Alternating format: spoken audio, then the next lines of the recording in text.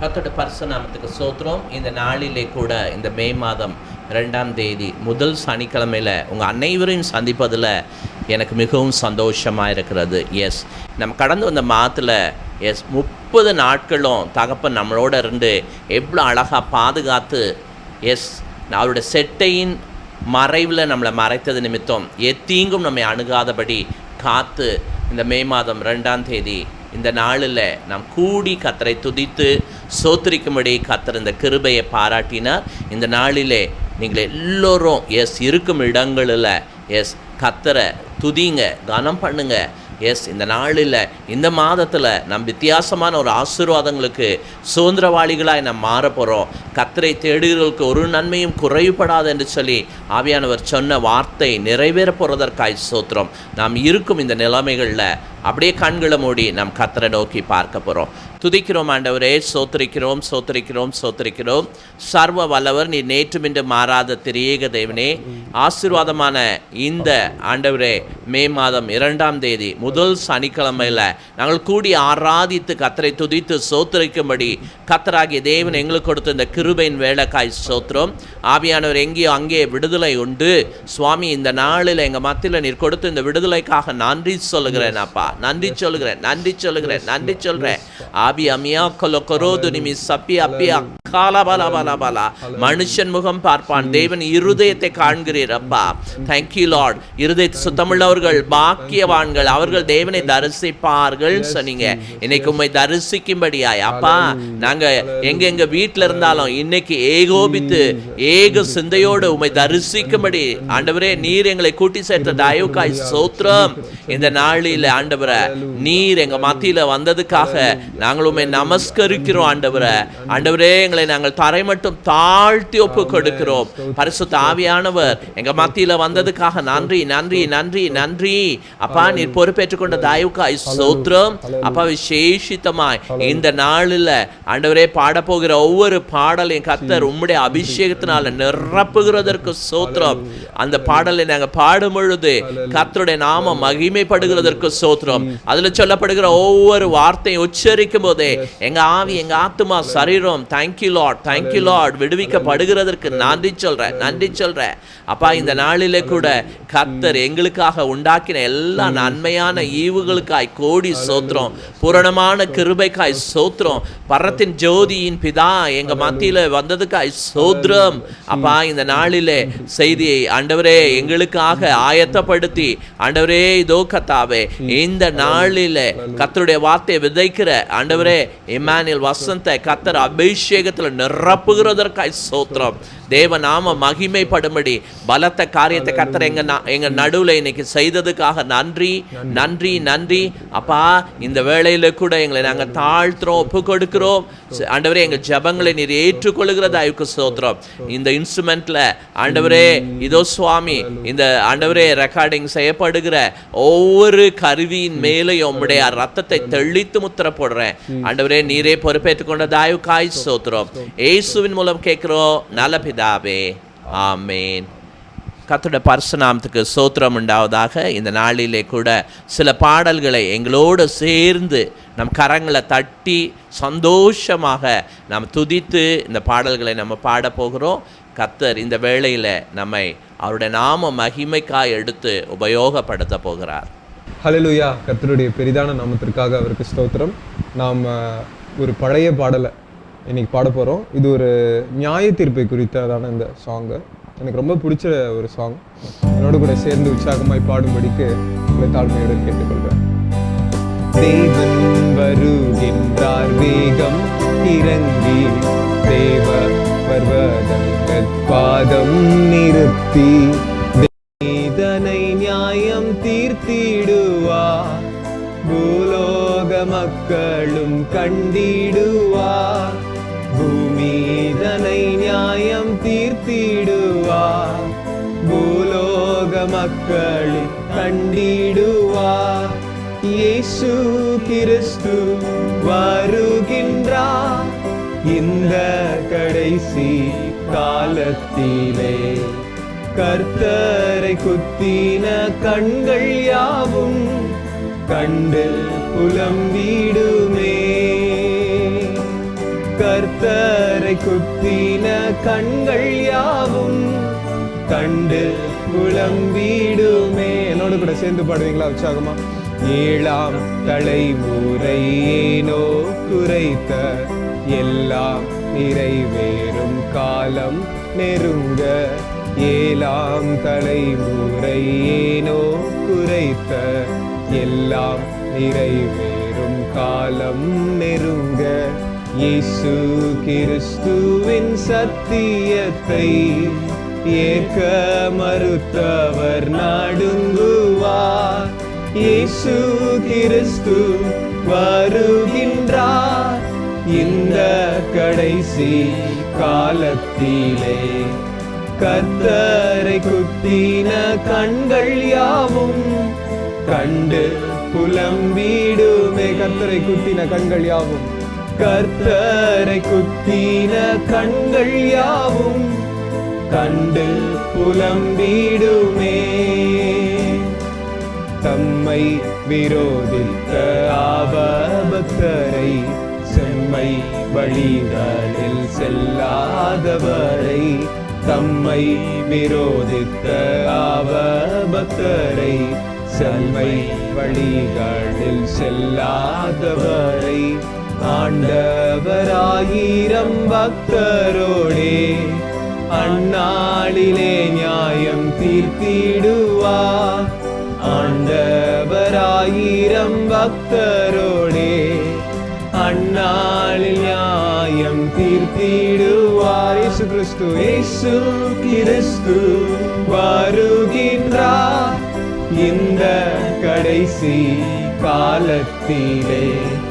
கர்த்தரை குத்தின கண்கள் யாவும் கண்டு புலம்பிடுமே.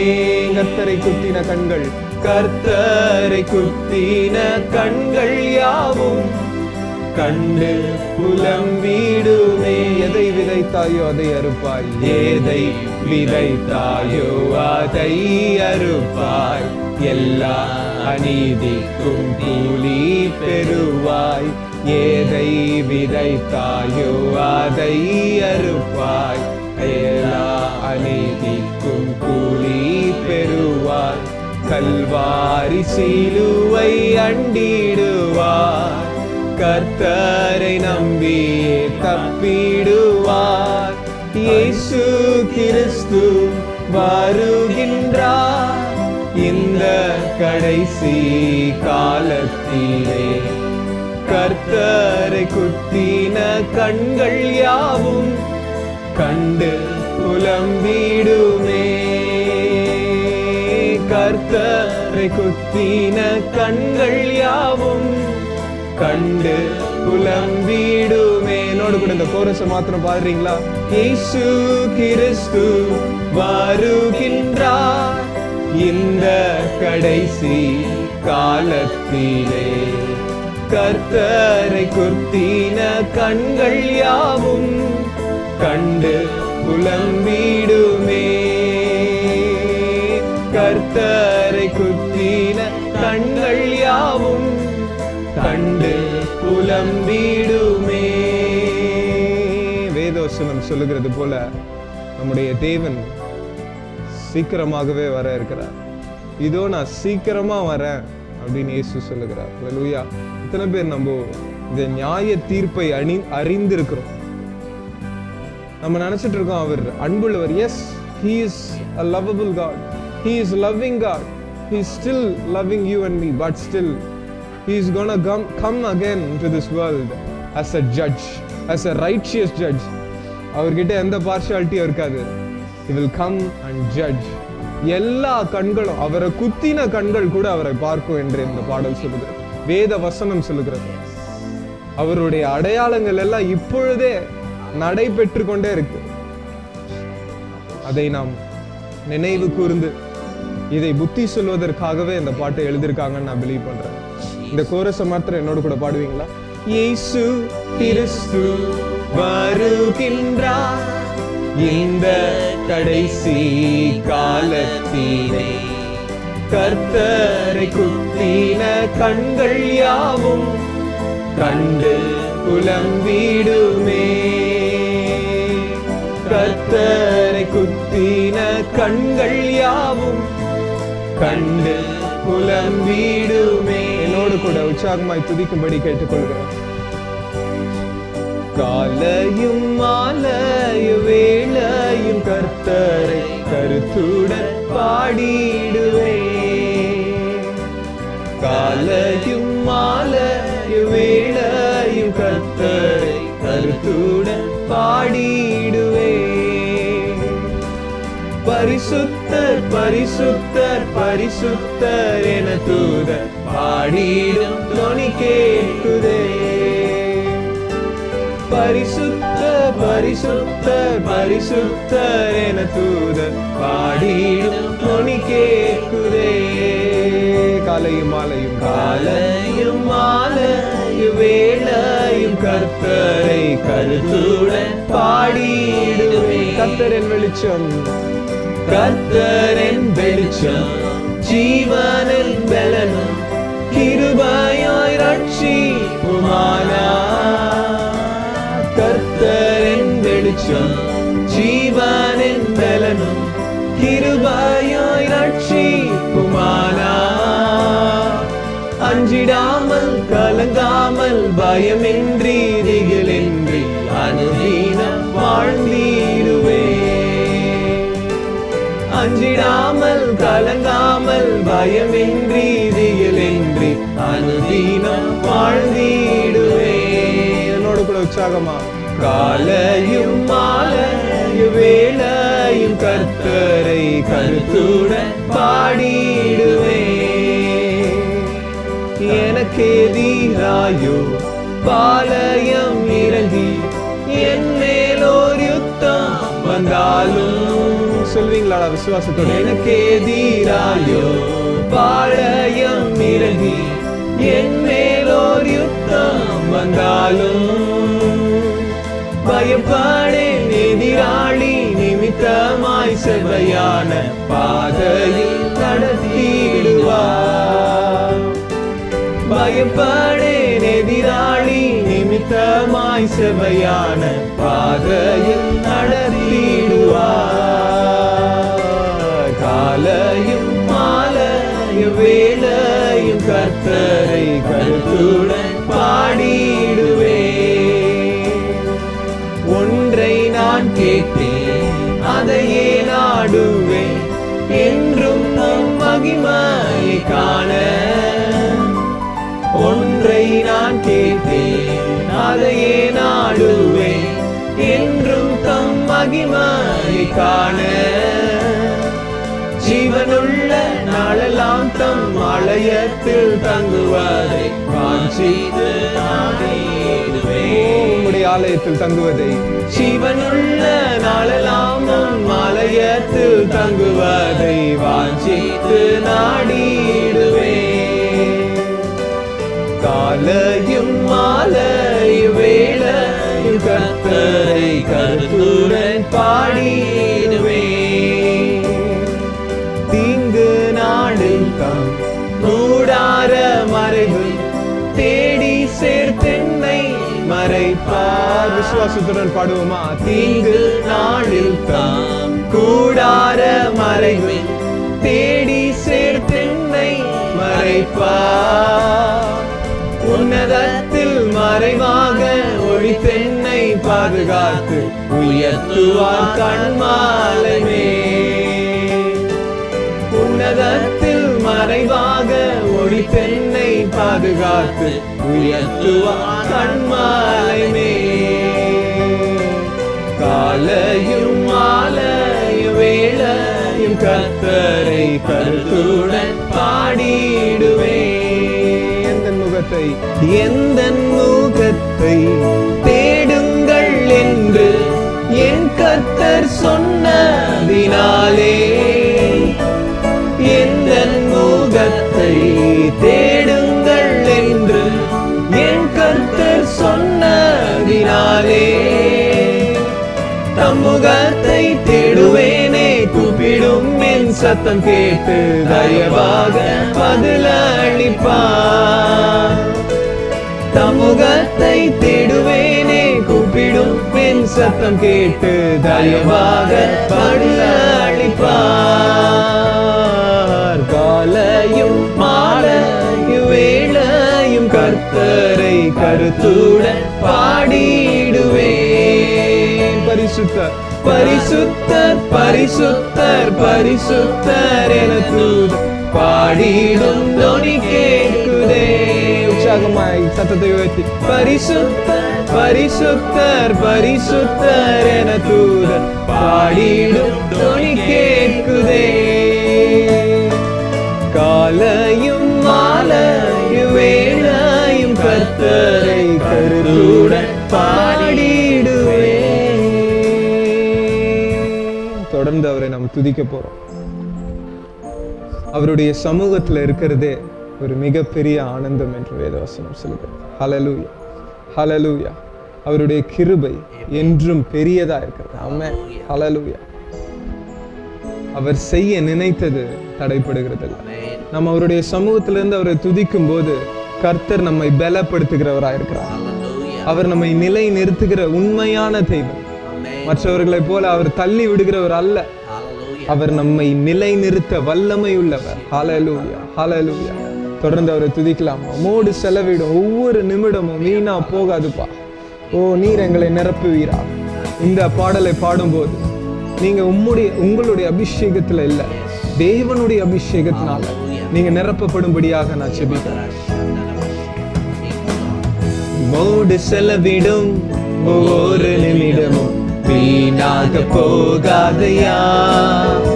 என்னை பலவானாய் மாற்றுமையா. சர்மா பாடுவோமா? உம்மோடு செலவிடும் ஒவ்வொரு நிமிடமும் வீணாக போகாதையா. என்னை பலவானாய் மாற்றுமையா. ஓ தேவ பிரசன்னம், என்ன ஆனந்தம். ஓ தேவ பிரசன்னம், என்ன ஆனந்தம். ஆகாயம் கொண்டு செல்லுதே, ஆகாயம் கொண்டு செல்லுதே. உம்மோடு செலவிடும் ஒவ்வொரு நிமிடமும் வீணாக போகாதையா. என்னை பலவானாய் மாற்றுமையா. வனத்திலே தூதரெல்லாம் பரிசுத்தரே என்று பணிகிறார்களே. வனத்திலே தூதரெல்லாம் பரிசுத்தரே என்று பணிகிறார்களே. மணியிலே மண்ணான நான் உம் நாமம் வாழ்க என்று தொழுகிறேனையா. பூமியிலே மண்ணான நான் உம் நாமம் வாழ்க என்று தொழுகிறேனையா. ஓ தேவ பிரசன்னம், என்ன ஆனந்தம். ஓ தேவ பிரசன்னம், என்ன ஆனந்தம். ஆகாயம் கொண்டு செல்லுதே, ஆகாயம் கொண்டு செல்லுதே. உம்மோடு செலவிடும் ஒவ்வொரு நிமிடமும் வீணாக போகாதையா. என்னை பலவானாய் மாற்றுமையா. உம்மோடு செலவிடும் ஒவ்வொரு நிமிடமும் வீணாக போகாதையா. என்னை பலவானாய் மாற்றுமையா. தாயானவள் தன் பாலனை மறந்தாலும் என்னை மறவாதவர். தாயானவள் தன் பாலனை மறந்தாலும் என்னை மறவாதவர். தகப்பனை போல் இரக்கமுள்ள பரிசுத்தரே உம்மை பணிகிறேனையா. தகப்பனை போல் இரக்கமுள்ள பரிசுத்தரே உம்மை பணிகிறேனையா. ஓ தேவ பிரசன்னம், கைகளை தட்டி என்ன ஆனந்தம். ஓ தேவ பிரசன்னம்,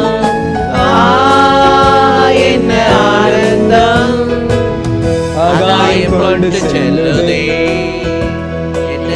ஆகாயம் கொண்டு செல்லுதே.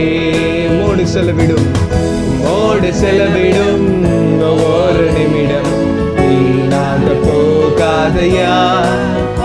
என்னை பலவானாய் மாற்றுமையா. கைகளை உயர்த்தி சொல்லுவோமா? மோடு செலவிடும் மோடு செலவிடும் ஒவ்வொரு நிமிடம் வீணாக போகாதையா. என்னை பலவானாய் மாற்றுமையா. ஓ தேவ பிரசன்னமோ தேவ பிரசன்னங்களை மூடி என்ன ஆனந்தம். உற்சாகமாய் குரலை உயர்த்தி தேவ பிரசன்னம் என்ன ஆனந்தம். ஆகாயம் கொண்டு செல்லுதே என்னை ஆகாயம் கொண்டு செல்லுதே. ஓடு செலவிடும் ஒவ்வொரு நிமிடம் வீணாக போகாதையா. என்னை பலவானாய் மாற்றுமையா. ஒரு முறை பாடுவோமா? மோடு செலவிடும் ஒவ்வொரு நிமிடம் வீணாக போகாதையா. என்னை பலவானாய் மாற்றுமையா. இருந்த இடத்திலே கண்களை மூடி ஒரு 5 நிமிடம் நான் அவரை நோக்கி நம்ம துதிக்க போவோம். தேவனே, நிர்வாணத்தையும் பூமியும் படைத்த சர்வ வல்லமையுள்ளவர் தகப்பனே, ஓ உம்மை நாங்கள் துதிக்கிறோம் பிதாவே. உம்மை நாங்கள் கனம் பண்ணுகிறோம் பிதாவே. இருந்த இடத்துல வாய்களை திறந்து, யாரும் மௌனமா இருக்க வேண்டாம். வாய்களை திறந்து இப்பொழுதே தேவனுடைய அக்கினி எங்களுடைய வீடுகள்ல பத்தி எரியும்படியாக நான் செபிக்கிறேன். ஓ நீர் கிரியை செய்வீராக. இந்த வீடியோவை பார்த்து கொண்டிருக்கிற ஒவ்வொருவரும் தகப்பனே, லைவ்ல பார்த்து கொண்டிருக்கிற ஒவ்வொருவரும் உம்முடைய அபிஷேகத்தினால இப்பொழுது நிரப்பப்படும்படியாக நாங்கள் செபிக்கிறோம் பிதா. ஓ உம்முடைய பிரசன்னத்துல அவர்களுடைய தகப்பனே கட்டுகளை எல்லாம் நீர் உடைப்பீராக பிதா. ஓ நீர் இல்லாத நாள் எல்லாம் எங்களுக்கு ஒரு நாள் இல்லப்பா, நாள் இல்ல தகப்பனே. ஓ தகப்பனே, உமக்கு நன்றி பிதா, உமக்கு நன்றி தகப்பனே. ஓ உம்மை நாங்கள் துதித்து உம்மை கனம் பண்ணுகிறோம் பிதாவே. வாய்களை திறந்து யாரும் மௌனமா இருக்க வேண்டாம், யாரும் மௌனமா இருக்க வேண்டாம். யார் என்ன பார்க்க போறான்னு நினைக்காதீங்க. கர்த்தர் உங்களை பார்த்து கொண்டிருக்கிறார். உங்களுடைய வீடுகள்ல கர்த்தர் அவருடைய கண்களை உலாவ வைத்திருக்கிறார். வாய்களை திறங்க. இப்பொழுதே கர்த்தர் உங்களை நிரப்புவேன் என்று சொல்லுகிறார். காலியான பாத்திரமாக இருந்த நம்ம கர்த்தர் நிரப்ப போகிறார். இப்பொழுது நிரப்ப போகிறார். வாய்களை திறந்து நீங்க இப்போ துதிக்க போகிறீங்க. கர்த்தாவே, நீர் எங்களுக்கு செய்த நன்மைகளுக்காக நன்றி பிதாவே, நன்றி பிதாவே. உம்மை துதிக்கிறோம், உம்மை கனம் பண்ணுகிறோம். உம்முடைய வல்லமைக்காக நன்றி பிதாவே. தகப்பனே, உம்முடைய சமூகத்துல வராத அநேக நாட்கள் நாங்க வேஸ்ட் பண்ணியிருக்கிறோம்ப்பா. நாங்க வேஸ்ட் பண்ணியிருக்கிறோம் தகப்பனே. உம்முடைய சமூகத்துல நாங்க ஸ்பெண்ட் பண்ணாம அநேக நேரத்துல பேதுருவை போல குளிர் காய்ந்து கொண்டு இருந்தோம் தகப்பனே. எங்களுடைய கம்ஃபர்ட் ஜோன்ல உட்காந்துட்டு இருந்தோம்ப்பா. அநேக நேரத்துல டிவியோ செல்போனையோ பார்த்துட்டு தேவையில்லாத காரியத்தை பண்ணி கொண்டு இருந்தோம் தகப்பனே. மனம் திரும்புறோம் பிதாவே. எங்களை நிரப்புவீராக. உம்முடைய சமூகத்துல எங்களை நிரப்புவீராக தகப்பனே. நீர் இல்லாத நாளெல்லாம் எங்களுக்கு ஒரு நாள் இல்லப்பா தகப்பனே. உம்முடைய சமூகத்துல நாங்க ஸ்பெண்ட் பண்ணாத நாள் ஒரு நாள் இல்ல தகப்பனே, நாள் இல்ல பிதாவே. உம்மை நோக்கி நாங்கள் ஜெபிக்கிறோம், துதிக்கிறோம் பிதாவே, துதிக்கிறோம் பிதாவே. நீர் இல்லாத நாளெல்லாம் நாளாகுமா? நீர் இல்லாத வாழ்வெல்லாம் வாழ்வாகும். இருந்த இடத்தில் கண்களை மூடி, நீர் இல்லாத நாளெல்லாம் நாளாகுமா? நீர் இல்லாத வாழ்வெல்லாம் வாழ்வாகுமா? உயிரின் ஊற்றே நீயாவாய். உள்ளையின் மகியே நீயாவாய். உயிரின் ஊற்றே நீயாவாய். உலகின் ஒளியே நீயாவாய். உறவின் பிறப்பே நீயாவாய். உண்மையின் வழியே நீயாவாய். நீரில்லாத நாளெல்லாம் நாளாகுமா? நீரில்லாத வாழ்வெல்லாம் வாழ்வாகுமா? நாளாகுமா? சத்தத்தை உயர்த்தி நீரெல்லாம் நாளெல்லாம் நாளாகுமா? நீரெல்லாத வாழ்வெல்லாம் வாழ்வாகுமா? எனது ஆற்றல் நீரே, எனது ஆற்றலும் நீயாவாய், எனது வலிமையும் நீயாவாய், எனது ஆற்றலும் நீயாவாய், எனது வலிமையும் நீயாவாய், எனது அரணும் நீயாவாய், எனது கோட்டையும் நீயாவாய். நீரில்லாத நாளெல்லாம் நாளாகுமா? நீரில்லாத வாழ்வெல்லாம் வாழ்வாகுமா? சொல்லுமா, நீரில்லாத நாளெல்லாம் நாளாகுமா? நீரில்லாத வாழ்வெல்லாம் வாழ்வாகுமா? தொல்லை கஷ்டங்கள் சூழ்ந்திடும், துன்பம் துக்கம் வரும். என்னோடு கூட உணர்ந்து பாடுவீங்களா? இன்பத்தில் துன்பம் நேரிடும், இருளாய் தோன்றும் எங்கும், சோதனை வரும் வேளையில் சொற்கேக்கும் செவியிலே, பாரத்திலிருந்து ஜெயம் வரும், பரன் என்னை காக்க வல்லோ. பாரத்திலிருந்து ஜெயம் வரும், பரன் என்னை காக்க வல்லோ. காக்கும் வல்ல மீட்பர் உண்டெனக்கு, உண்டெனக்கு, உண்டெனக்கு. சொல்லுவீங்களா? காக்கும் வல்ல மீட்பர் உண்டெனக்கு, காத்திடுவார் என்றுமே, காத்திடுவார் என்றுமே. ஐயம் இருந்ததோர் காலத்தில் ஆவி குறைவாழ்த்தான், மீட்பருதீர மேலத்தான் சத்துருவை வென்றே. என் பயம் யாவும் நீங்கிற்று, இயேசு கை தூக்கினார், முற்றும் என்னுள்ளம் மாறிற்று, இயேசு காக்க வல்லோ. முற்றும் என்னுள்ளம் மாறிற்று, இயேசு காக்க வல்லோ. காக்கும் வல்ல மீட்பர், காக்கும் வல்ல மீட்பர் உண்டெனக்கு, உண்டெனக்கு, உண்டெனக்கு. காக்கும் வல்ல மீட்பர் உண்டெனக்கு, காத்திடுவார் என்றுமே, காத்திடுவார் என்றுமே. தகப்பனே, நீர் எங்களை காக்க வல்லமையுள்ளவர் பிதாவே, நீர் எங்களை காக்க வல்லமையுள்ளவர் தகப்பனே. இந்த உலகத்துல நீங்க எங்களை காத்து கொள்ளவில்லை என்றால் தகப்பனே, எங்களுக்கு வேற கதி இல்லப்பா, எங்களுக்கு வேற கதி இல்ல தகப்பனே.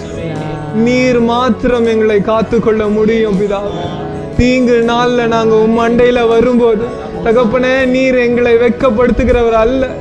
உம்மை நோக்கி பார்க்கிற முகங்கள் பிரகாசிக்கும் என்று நீர் சொன்னீங்க பிதாவே. வெட்கப்பட்டு போவதில்லைன்னு சொன்னீங்க தகப்பனே. ஓ, உம்மை நோக்கி நாங்க பார்க்கிறோம் பிதாவே. என்ன வந்தாலும் நாங்க கிறிஸ்துவை நம்புறோம் பிதாவே. நாங்கள் மறுதளித்து போகிறவர்கள் அல்ல பிதாவே. உம்மை நாங்கள் எப்பொழுதும் எல்லா காலகட்டத்திலும் உம்மை சார்ந்து வாழ எங்களுக்கு அந்த வாழ்க்கையை கொடுங்கப்பா, கொடுங்க தகப்பனே. என்ன வந்தாலும் நம்புவேன், சத்தத்தை உயர்த்தி, என் மீட்பரேசுவை யார் கைவிட்டாலும் பின் செல்வேன், எனது இயேசுவை அகல ஆழ உயரமாய் எவ்வளவு அன்பு கூர்ந்தார், என்ன துன்பங்கள் வந்தாலும் அவர் என்னை கைவிட மாட்டார். விசுவாசத்துடன் சொல்லுவோமா? என்ன துன்பங்கள், என்ன துன்பங்கள் வந்தாலும் அவர் என்னை கைவிட மாட்டார். இன்னொரு வாட்டி, என்ன துன்பங்கள், என்ன துன்பங்கள் வந்தாலும் அவர் என்னை கைவிட மாட்டார். காக்கும் வல்ல மீட்பர் உண்டெனக்கு, உண்டெனக்கு, உண்டெனக்கு. காக்கும் வல்ல மீட்பர் உண்டெனக்கு, காத்திடுவார் என்றுமே, காத்திடுவார் என்றுமே. தகப்பனே, நீர் மாத்திரமே எங்களை காத்துக்கொள்ள முடியும். ஓ, நீர் மாத்திரமே எங்களை காத்துக்கொள்ள முடியும் கர்த்தாவே. என்ன வந்தாலும் நாங்கள் உம்மை நம்ப. ஓ, நீரே எங்களுடைய மீட்பர், நீங்களே எங்களுடைய நேசர் தகப்பனே. உண்மையை நாங்கள் சார்ந்து, உண்மையை நாங்கள் அன்பு கூறுகிறோம். நீர் எங்களை இந்த தீங்கு நாட்களில் இருந்து, இந்த கடைசி காலத்துல எங்களை நீர் காத்து வழி நடத்தும்படியாக நாங்கள் செபிக்கிறோம் பிதா. இந்த கொள்ளை நோயில் இருந்து நீங்க எங்களுக்கு ஒரு இரத்த கோட்டைக்குள்ள எங்களை மறைத்து எங்களை பாதுகாத்து கொள்ளும்படியாக நாங்கள் செபிக்கிறோம் பிதா. சங்கார தூதன் எங்களுடைய வீட்டுக்குள்ள, எங்களுடைய கூடாரத்துக்குள்ள வரக்கூடாதுப்பா, வரக்கூடாது தகப்பனே. கிறிஸ்துவின் மதிலா, கிறிஸ்துவே மதிலாக தகப்பனே எங்களை சூழ்ந்து நிற்கும்படியாக நாங்கள் செபிக்கிறோம். ஓ, நீர் எங்களை நிரப்பி பரிசுத்தப்படுத்தும்படியாக செபிக்கிறோம். உமக்கேற்ற வாழ்க்கையை தகப்பனே நாங்கள் வாழ எங்களுக்கு நீர் கிருபை தரும்படியாக நாங்கள் செபிக்கிறோம் பிதாவே. நீர் உதவி செய்வீராக, உதவி செய்வீராக. இயேசுவின் மூலம் செபம் கேளும் நல்ல பிதாவே, ஆமென். ஹல்லேலூயா. கர்த்தருடைய பரிசுத்த நாமத்துக்கு ஸ்தோத்திரம் உண்டாவதாக. இவ்வளோ நேரம் நாம் கர்த்தரை துதித்து பாடி மகிழ்ந்து களி கூறணும். எனக்கு அருமையான என் தெய்வ ஜனமே, இந்த நாளிலே கர்த்தர் சொல்லுகிறார், நீ துதிக்கும் பொழுது எஸ் அவருடைய சமூகத்திலிருந்து அவர் இறங்கி வந்தார். ஏசாயா 66 வசனம் 1 சொல்லுகிறது, வானம் அவருக்கு சிங்காசனம், பூமி அவருக்கு பாதப்படி. இன்னைக்கு நம்ம பூமியில் உட்காந்து அவர் பாதப்படியில் நம்ம என்ன பண்ணோம்? துதித்து பாடி கொண்டிருந்தோம். எனக்கு அருமையான என் தெய்வ ஜனமே, இன்னைக்கு கர்த்தர் உன்னை பார்த்து சொல்றாரு, உன் சமூகத்துக்கு கர்த்தர் இறங்கி வந்திருக்கார். நீ எந்த இடத்துல இருந்து உட்காந்து நீ துதித்தாயோ அந்த சமூகத்துக்கு கர்த்தர் இறங்கி வந்திருக்கா. ஒருவேளை நீ சுகவீனமாய் ஒருவேளை படுக்கையில் படுத்து கொண்டிருக்கலாம், எனக்கு தெரியாது. இந்த செய்தியை கேட்டுக்கொண்டிருக்கிற தெய்வ ஜனத்தை கர்த்தர் பார்த்து சொல்லுகிற வாக்கு தத்தமா, இந்த நாளிலே நான் பக்கத்தில் இருக்கேன். எஸ், ஆண்டவரும் பக்கத்தில் இருக்கும்போது இந்த சூழ்நிலை மாறி போய்விடும், இந்த கடினமான சூழ்நிலை மாறி போய்விடும் என்று கர்த்தர் சொல்லுகிறார். ஒருவேளை நீ படுத்து கொண்டிருக்கலாம், இல்லை வேலைக்கு போக முடியாமல் இருக்கலாம், இல்லை காலேஜ் போக முடியாமல் இருக்கலாம், ஒரு கண்ணீருக்குள்ள இருக்கிற நாளா இருக்கலாம்.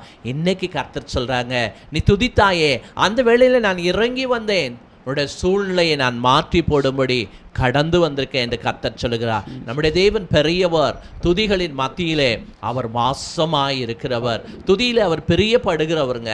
உன் வாழ்க்கையில பிரச்சனை ஏதாவது இருந்தா பயப்படாத. அந்த பிரச்சனையே நினைச்சு புலம்பிக் கொண்டிருக்காயா, இந்த நாளிலே அப்பா இயேசு கிறிஸ்து சொல்லுகிற காரியம், துதி துதி, உன் வாய்களை திறந்து துதி. நீ துதிக்கும் பொழுது எரிகோ கோட்டை தகர்ந்து விழும். உன் வாழ்க்கையில் இருக்கிற அந்த எரிகோ கோட்டை இன்னைக்கு தகர்ந்து விழுந்தது என்று கர்த்தர் வாக்கு தத்தமாய் இந்த நாளில் பாடின ஒவ்வொரு பாடல்கள் மூலமாய் உன்னோடு உணர்த்தும்படி அந்த வார்த்தைகளை கர்த்தர் உனக்கு அனுப்பினார். அந்த வசனங்கள் எல்லாம் நம்ம வசனங்கள் தான் சேர்க்கப்பட்டு பாடலாய் மாறினது.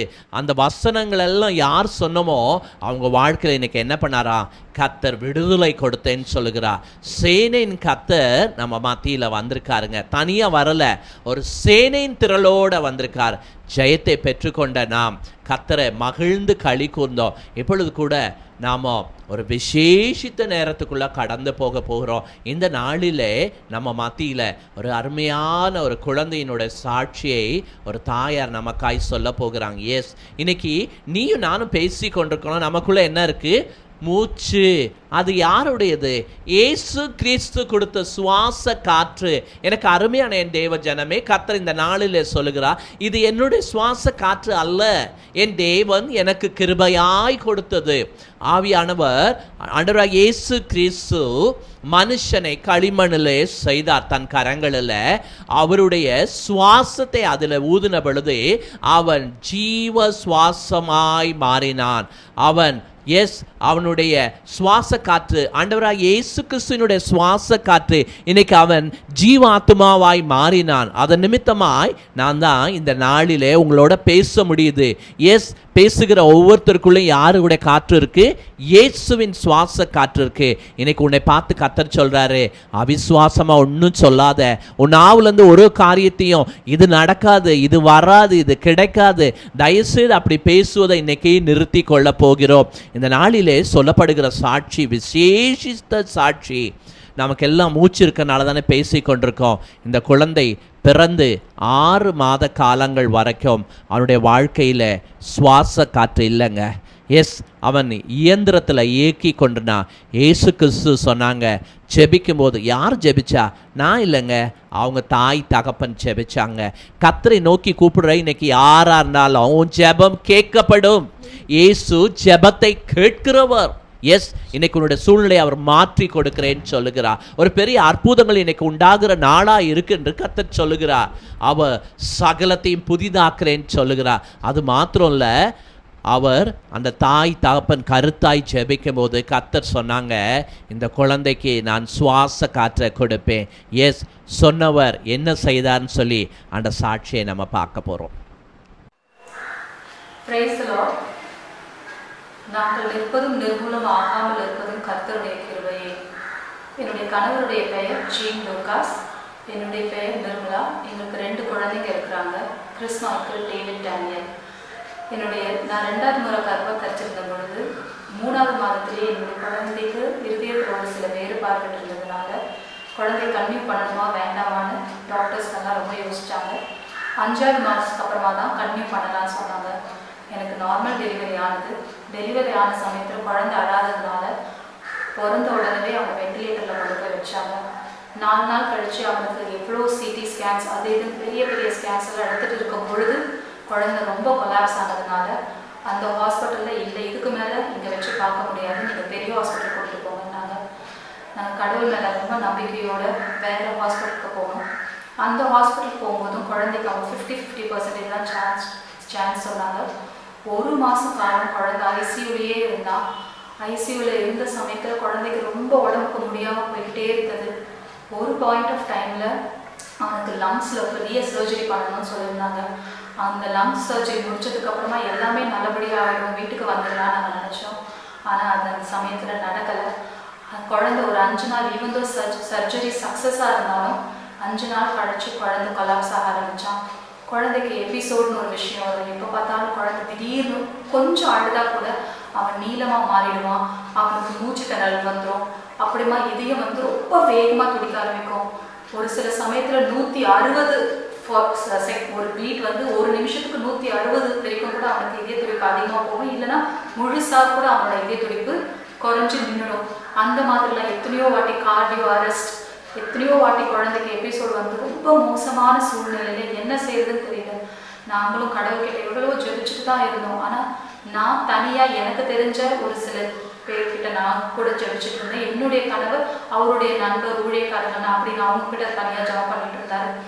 இந்த மாதிரி போயிட்டே இருந்தபோது எங்ககிட்ட இருந்த நிறைய காசு, லட்சம் 1 லட்சம் 2 லட்சம் 10 லட்சம் நாங்கள் செலவு பண்ணிக்கிட்டே இருந்தோம். ஆனால் குழந்தைக்கு இம்ப்ரூவ்மெண்ட் இல்லாமல் குழந்தை ரொம்ப மோசமாயிட்டே இருந்தது.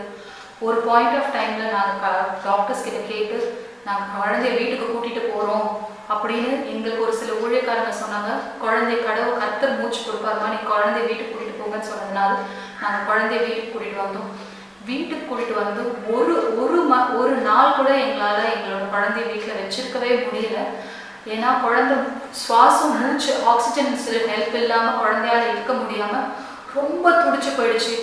ரொம்ப சீரியஸ் ஆகி ஒரு வீட்டில் வச்சுருந்து எங்களால் அவனை ஹாஸ்பிட்டல் கூப்பிட்டு போக முடியல. நான் கடவுள்கிட்ட ஜாப் பண்ணிகிட்டே இருந்த ஆண்டவரே நீங்கள் சொன்னீங்க தானே வீட்டுக்கு கூட்டிகிட்டு வந்தோம், இப்படி ஒரு சூழ்நிலை ஆயிடுச்சே.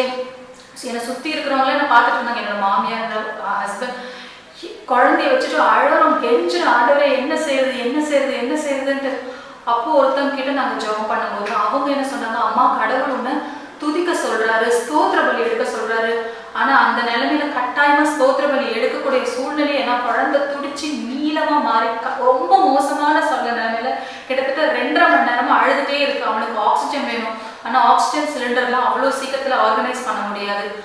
அப்போ அந்த நேரத்துல அழுதுட்டே எனக்கு என்ன சொல்றதுன்னே தெரியல. ஒருவேளை நான் அதுதான் அவனுக்கு எப்படி இருக்கும்னு கடவுள் மேல சரி ஆண்டவர் சொல்றாருன்ற ஒரே காரணத்துக்காக நான் அந்த குழந்தைக்கு பிடிச்சிட்டு யெகோவா ரஃபா நான் பாடிக்கிட்டே இருந்தேன். அப்போ யெகோவா ரஃபான்னு சொல்ற அந்த தருணத்துல எங்க வீட்டு காலிங் பெல் அடிச்சது. பார்த்தா சிலிண்டர் வந்தது, ஆக்சிஜன் சிலிண்டர் வந்தது. உடனே குழந்தைய ஆக்சிஜன் சிலிண்டர்ல போட்டு நாங்கள் வீட்டில் வச்சுட்டு இருந்தோம். அது வரைக்கும் நான் எல்லா விஷயத்துக்கும் ஏன் இப்படி ஆச்சு, ஏசப்பா ஏன் இது நடக்கலை, ஏன் இப்படி ஆச்சு அப்படின்னு ரொம்ப கேள்வி கேட்டே இருப்பேன். என்கிட்ட இருந்த காசு மேல நம்பிக்கை அதிகமா இருந்தது. என்னோட ஸ்டூடெண்ட்ஸோட அப்பாங்கெல்லாம் டாக்டரா இருந்ததுனால அது மேல நம்பிக்கை இருந்தது. நிறைய டாக்டர்ஸ் தெரியுன்றதுனால அவங்க மேல நம்பிக்கை இருந்தது. இந்த நம்பிக்கைக்கு மத்தியில இதெல்லாமே எனக்கு ஒரு பெரிய பில்லர்ஸ் மாதிரி இருந்தது. ஆனா அந்த தருணத்துல ஒன்னா எல்லாமே உடைஞ்சு போச்சு.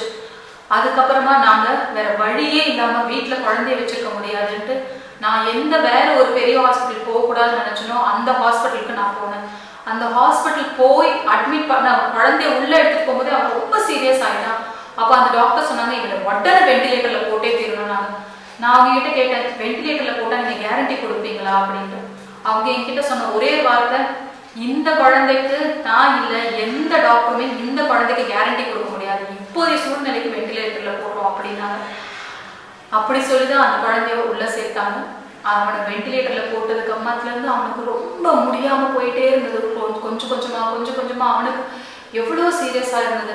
ஆனா ஒரு 2 டாக்டர் மட்டும் அவன் மேல நம்பிக்கையா இல்லை, இந்த குழந்தை இந்த சூழ்நிலை தாண்டுச்சுன்னா இந்த குழந்தை நல்லா பழச்சிடும், இந்த குழந்தைகிட்ட என்னமோ இருக்குது, கொலாப்ஸ் ஆகுறாங்க ஆனா திருப்பி வரும்போது நல்லா வராங்க அப்படின்னு சொல்லி அந்த 2 டாக்டர் மட்டும் நம்பிக்கை கொடுத்தாங்க. ஆனா இந்த முறை நாங்க நிச்சயமா கர்த்தர் மேல இன்னும் அதிகமாக பற்றுதலோடு இருந்தோம். நாங்க வேதங்கள் வாசிக்கிறது அதிகமாகப்பட்டுச்சு. எங்களுக்கு கடவுள் ஒவ்வொரு விஷயங்களும் சாம் படிக்கும்போது, கிங்ஸ் படிக்கும்போது, தானியல் படிக்கும்போது எந்தெந்த வகையில உன்னுடைய குழந்தைய நான் இதுவரைக்கும் காப்பாற்றி கொண்டு வந்திருக்கேன்றத எங்களுக்கு உணர்த்தினாரு. என்னுடைய கணவரையும் என்னையும் 2 பேரும் ஒன்னா இணைந்து ஜெபம் பண்ணுங்க, நீங்க உங்களுக்கு இந்த காரியத்துல ஜெயம் வரும், உங்களுடைய குழந்தைய நான் பார்த்துக்கிறேன் அப்படின்னு எங்களுக்கு மனசுல உணர்த்தினாரு. நாங்க இந்த காலகட்டத்துலதான் ஆனா குழந்தைய வெண்டிலேட்டர்ல இருந்து எடுக்க முடியல. இதுக்கு நடுவில் அவனுக்கு ஒரு இதய சர்ஜரியும் ஹார்ட் சர்ஜரியும் அதுக்கப்புறமா ட்ரக்கியோஸ்டமி அவனை வெண்டிலேட்டர்ல இருந்து எடுக்க முடியாத ஒரு காரணத்தினால அவனோட மூச்சு குழாய் ரொம்ப மெலிசா இருந்தது. அவனுக்கு ட்ரக்கியோஸ்டமி பண்ண வேண்டிய சூழ்நிலை இருந்தது. அதையும் பண்ணி அவனுக்கு ஆக்சிஜன்ல போட்டு இன்னும் அவனுக்கு மருத்துவத்துல நிறைய விஷயங்கள் செஞ்சுட்டே இருந்தாங்க. ஆனா குழந்தை எங்களால் மீட்கவே முடியாத சூழ்நிலையில இருந்தது. பணமும் ஒரு பாயிண்ட் ஆஃப் டைமுக்கு மேல அதிகமா செலவாகிட்டே இருந்தது. அந்த சமயத்துல எங்களுக்கு ஒரு டாக்டர் மூலமா தான் இந்த பிரதரும் தெரிய வந்தது. இந்த பிரதர் எங்களுக்காக அந்த சமயத்துல இருந்தே நிறைய ஜெபங்கள் படிச்சுட்டே ஜெபம் சொல்லிக்கிட்டே இருந்தாங்க. நாங்க அதுக்கப்புறமா நாங்க என் கணவனும் மனைவியுமா நாங்க 2 பேருமே கர்த்தரை எங்களோட சொந்த ரட்சகரா நாங்க ஏற்றுட்டோம். நாங்க விசுவாசமா எங்களோட விசுவாசத்தை கர்த்தர் பெருக்கிக்கிட்டே இருந்தாங்க. அதுக்கப்புறமா நாங்க ஒரு பாயிண்ட் ஆஃப் டைம்ல ஏப்ரல் 20ஆம் தேதி அதிகாலை 2 மணிக்கு குழந்தைக்கு திடீர்னு கார்டியோ அரெஸ்ட்னு வந்தது. அது குழந்தை முழுசா மரக்கட்டை மாதிரி மாறிட்டாங்க. யூஸ்வலாக ஐசியூவில் பெற்றோர்கள் எல்லா நேரமும் இருக்க விட மாட்டாங்க. அன்னைக்கு கொஞ்சம் எனக்கு ட்ரைனிங் கொடுத்துட்டு இருந்ததுனால நான் இருந்த சமயத்தில் அவங்க குழந்தை அவ்வளோ மோசமான போது அவனை காப்பாற்றக்கூடிய சுச்சுவேஷன் ரொம்ப மோசமாக இருந்தது. எவ்வளவோ அவனோட இதயத்தை ப்ரெஸ் பண்ணி பார்த்தபோது குழந்தைக்கு மூச்சே வரல, கண்ணெல்லாம் மேலே போய் குழந்தை ரொம்ப சீரியஸ் ஆகிட்டாங்க. ஒன்றுமே இல்லை, அந்த மிஷின் ஃபுல்லாமே 0 0 0 எல்லாமே ஸ்ட்ரெயிட் லைன் ஆகிடுச்சு. குழந்தை ஒன்றுமே இல்லை. அங்கேருந்து டாக்டர்ஸ் வந்து அவனை பார்க்குறதுக்குள்ள ஒன்றுமே இல்லாமல் இருந்தது. ஒரு 5-6 நிமிஷம் கழிச்சு தான் திருப்பி அவனுக்கு மூச்சே வந்துச்சு. அந்த சமயத்தில் கர்த்தர் எனக்கு உணர்த்தினது, இவ்வளோ பேர், இவ்வளோ உன்னை சுற்றி இருக்கிற இவ்வளோ டாக்டர்ஸ், இவ்வளோ நர்ஸ் மூலமாக இப்போ உன் குழந்தைக்கு உயிர் வந்துச்சு அவன் நீ அப்படின்னு ஒரு கேள்வி மட்டும் தான் என் மனசில் எடுத்தினாரு. அதோட என்னோட மனசு முழுக்க ஆமா, இந்த சூழ்நிலையில் காப்பாற்றினது என்னுடைய கர்த்தர் தான் அப்படின்னு. அடுத்த நாள் சீஃப் டாக்டர் ரவுண்டுக்கு வரும்போது அவர் கேட்டார், என்ன பண்ணலாம் என்னோட குழந்தை குறிச்சு அப்படின்னு பேசும்போது நாங்கள் டாக்டர் கிட்ட தைரியமாக சொன்னோம், இன்னைக்கு நாங்கள் குழந்தைய நாங்கள் வீட்டுக்கு கூட்டிகிட்டு போகிறோம், நாங்கள் இன்னைக்கு குழந்தைய வீட்டுக்கு கூட்டிட்டு போகிறோம். அவர் சொன்னார், இந்த கண்டிஷனில் எப்படிமா கூட்டிகிட்டு போவீங்க? இல்லை பரவாயில்லன்னு நாங்கள் கூட்டிகிட்டு வந்தோம்.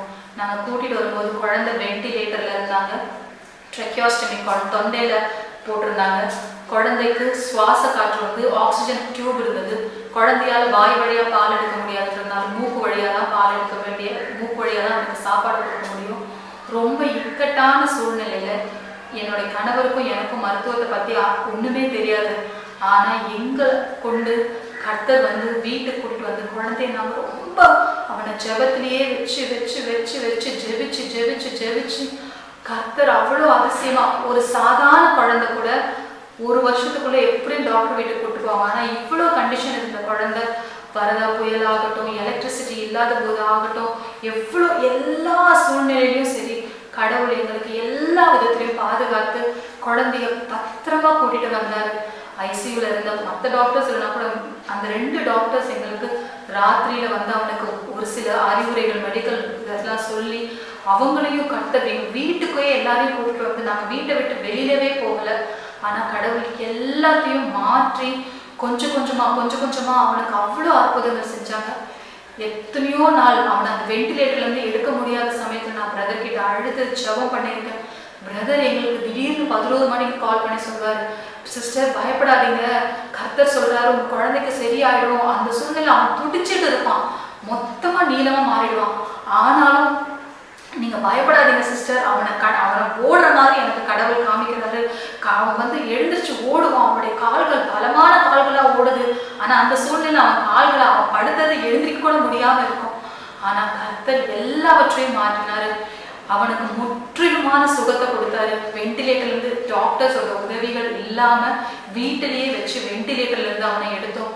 அவனுக்கு சுவாசம் அந்த ஆக்சிஜன் சிலிண்டர்ல எடுத்தோம். அவன் வாய் வழியா சாப்பிட்றதுக்கு கர்த்தர் கிருபை செஞ்சாரு.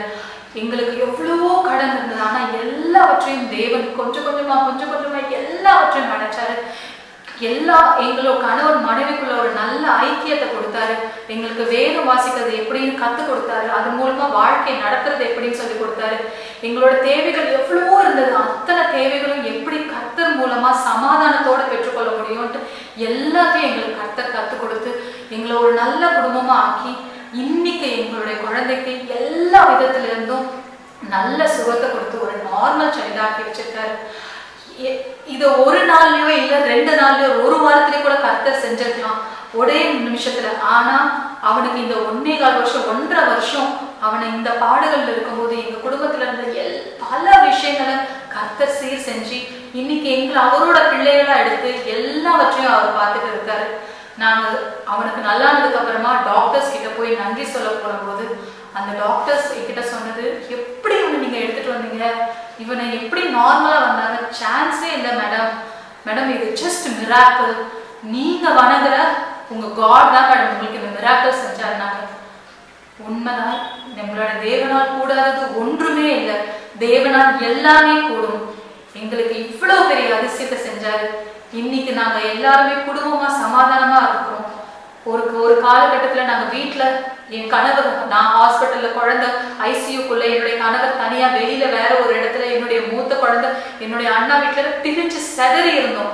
ஆனா இன்னைக்கு எல்லாரையும் ஒற்றுமை ஒட்டுமொத்தமா வச்சு கர்த்தரை துதிக்கவும் அவருக்காக ஜெபம் சொல்லவும் எங்களுக்கு அவ்வளோ கிருபையா எங்களோட தேவைகளை எல்லாம் எங்களோட வீட்டிலேயே கொண்டு கொடுத்து எங்களை அவ்வளவு தூரம் எங்களை வழிநடத்திட்டு இருக்காரு. இதுவரை எங்களை நடத்தின எபினேசர் இனியும் எங்களை வழிநடத்த வல்லவரா இருக்கிறார். எங்களுக்கு செஞ்ச தேவன் உங்களுக்கும் செய்ய வல்லவரா இருக்கிறார், போதுமானவரா இருக்கிறார். என் மீட்பர் உயிரோடு இருக்கிறார். அதுக்கு ஒரு சாட்சி நாங்க. எங்களுடைய பிள்ளையை எவ்வளவு மோசமான சிச்சுவேஷன்ல இருந்து மருத்துவத்தை நாங்க நம்பியிருந்தோம். ஆனாலும் எங்களுக்கு தேவன் எங்களை எந்த ஒரு இடத்துலையும் கைவிடாம எங்களை உண்மட்டளவு வளர்த்து நடத்தி வந்தார். எங்களுடைய தேவனுக்கு கோடான கோடி ஸ்தோத்திரம். வாய்ப்படுத்த ஏசப்பாக்கு நன்றி, அப்பாவுக்கு சாட்சி சொல்ல இன்னைக்கு எங்களுக்கு உதவி செய்ததுக்காக நன்றி. பிரதருக்கும் எங்களுடைய நன்றியை தெரிவித்துக் கொள்கிறோம். இயேசுவின் நாமத்தினாலே கேட்கிறேன் எங்கள் ஜீவனுள்ள நல்ல பிதாவே, ஆமென். கர்த்தருடைய பரிசுத்த நாமத்துக்கு ஸ்தோத்திரம் உண்டாவதாக. இந்த 5ஆம் மாதம் இந்த 2ஆம் தேதி முதல் சனிக்கிழமையில் உங்களை சந்திப்பதில் மிகுந்த சந்தோஷப்படுகிறேன். நன்றி. ஏன்னா இயேசு ஜீவிக்கிற தேவன்க.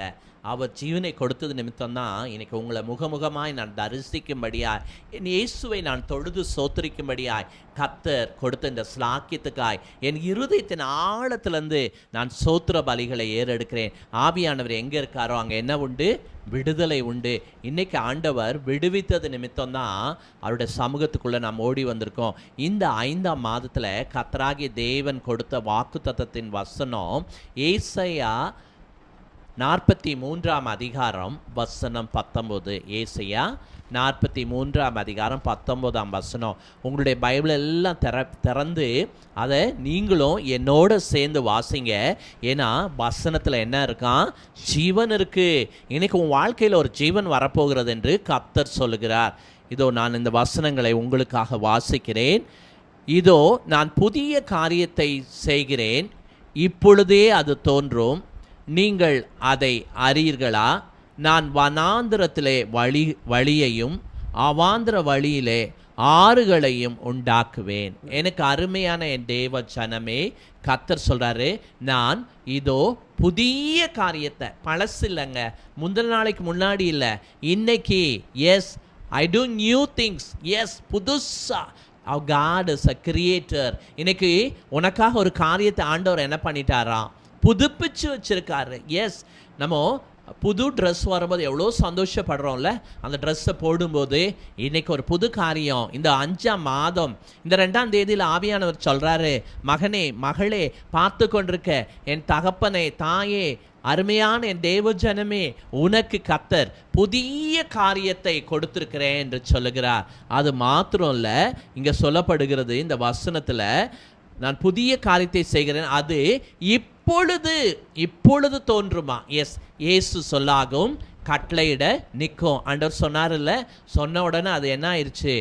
ஆரம்பித்து விட்டது உன் வாழ்க்கையில். எஸ், ஒரு நம்பிக்கையோட காத்துரு. ஒரு நம்பிக்கையின் நேரமாக இது இருக்கு. எஸ், உன் வாழ்க்கையில் ஒரு வெளிச்சத்தை சுவாமி இந்த நாளில் ஒப்பு கொடுத்துருக்க. அது மாத்திரம் இல்லை, இந்த வசனத்தில் கர்த்தர் இப்படியாய் சொல்லுகிறார், அதை நீங்கள் அறியீர்களா? நம்முடைய நாலேஜுக்கு அதை எட்டவே எட்டாதுங்க. நம்ம எவ்வளோ பெரிய ஒரு பட்டதாரியாக இருக்கலாம், ஒரு பெரிய டாக்டரேட்டாக இருக்கலாம், டாக்டராக இருக்கலாம், என்னவா இருந்தாலும் நம்முடைய ஞானத்துக்கு கர்த்தருடைய ஞானம் எட்டாது. அதை தான் ஆண்டவர் சொல்லுகிறார், இதை அறியீர்களா? எனக்கு அருமையான என் தேவ ஜனமே, கர்த்தர் சொன்னதை உனக்கு செய்து முடிக்க போகிறார். இந்த மாதத்தில் ஒரு புதிய காரியம் தோன்றிடுச்சு. எஸ், ஆண்டவர் ஆரம்பிச்சிட்டாரு. நம்ம முடிவை எப்படி பார்க்க போகிறோம்? மகிமையாய் பார்க்க போகிறோம் என்று கர்த்தர் சொல்லுகிறார். அடுத்து சொல்கிறாரு, நான் வனாந்திரத்தில் என்ன பண்ணுவேன்? வழியை உனக்கு ஆயத்தப்படுத்த போகிறேன். வனாந்திரத்தில் யாராவது வழி போட முடியுங்களாங்க? இயேசு இன்னைக்கு சொல்லுகிறார், நான் உனக்கு ஒரு வழியை உண்டாக்குறேன். வழி இல்லாத உன் வாழ்க்கையில், வழி இல்லாத உன் பிஸ்னஸில், வழி இல்லாத உன்னுடைய சரீர சுகத்தில், வழி இல்லாத உன்னுடைய ஃபினான்ஸ் கிரைசஸில், என்னென்ன டிஃபிகல்ட் ஏரியாவில் நீ ஃபேஸ் பண்ணி கொண்டிருக்கிறாயோ அதை இன்னைக்கு என்ன பண்ண போகிறார்? ஆண்டவர் மாற்றி போட போகிறேன்னு சொல்கிறார். அதுதான் இந்த வசனத்தின் முதலே சொல்லிட்டாரு, இதோ புதிய காரியத்தை செய்கிறேன், அது இப்பொழுது தோன்றிடுச்சுங்க. எஸ், இன்னைக்கு நம்பிக்கை இயேசு மேலே வைத்துக்கோ.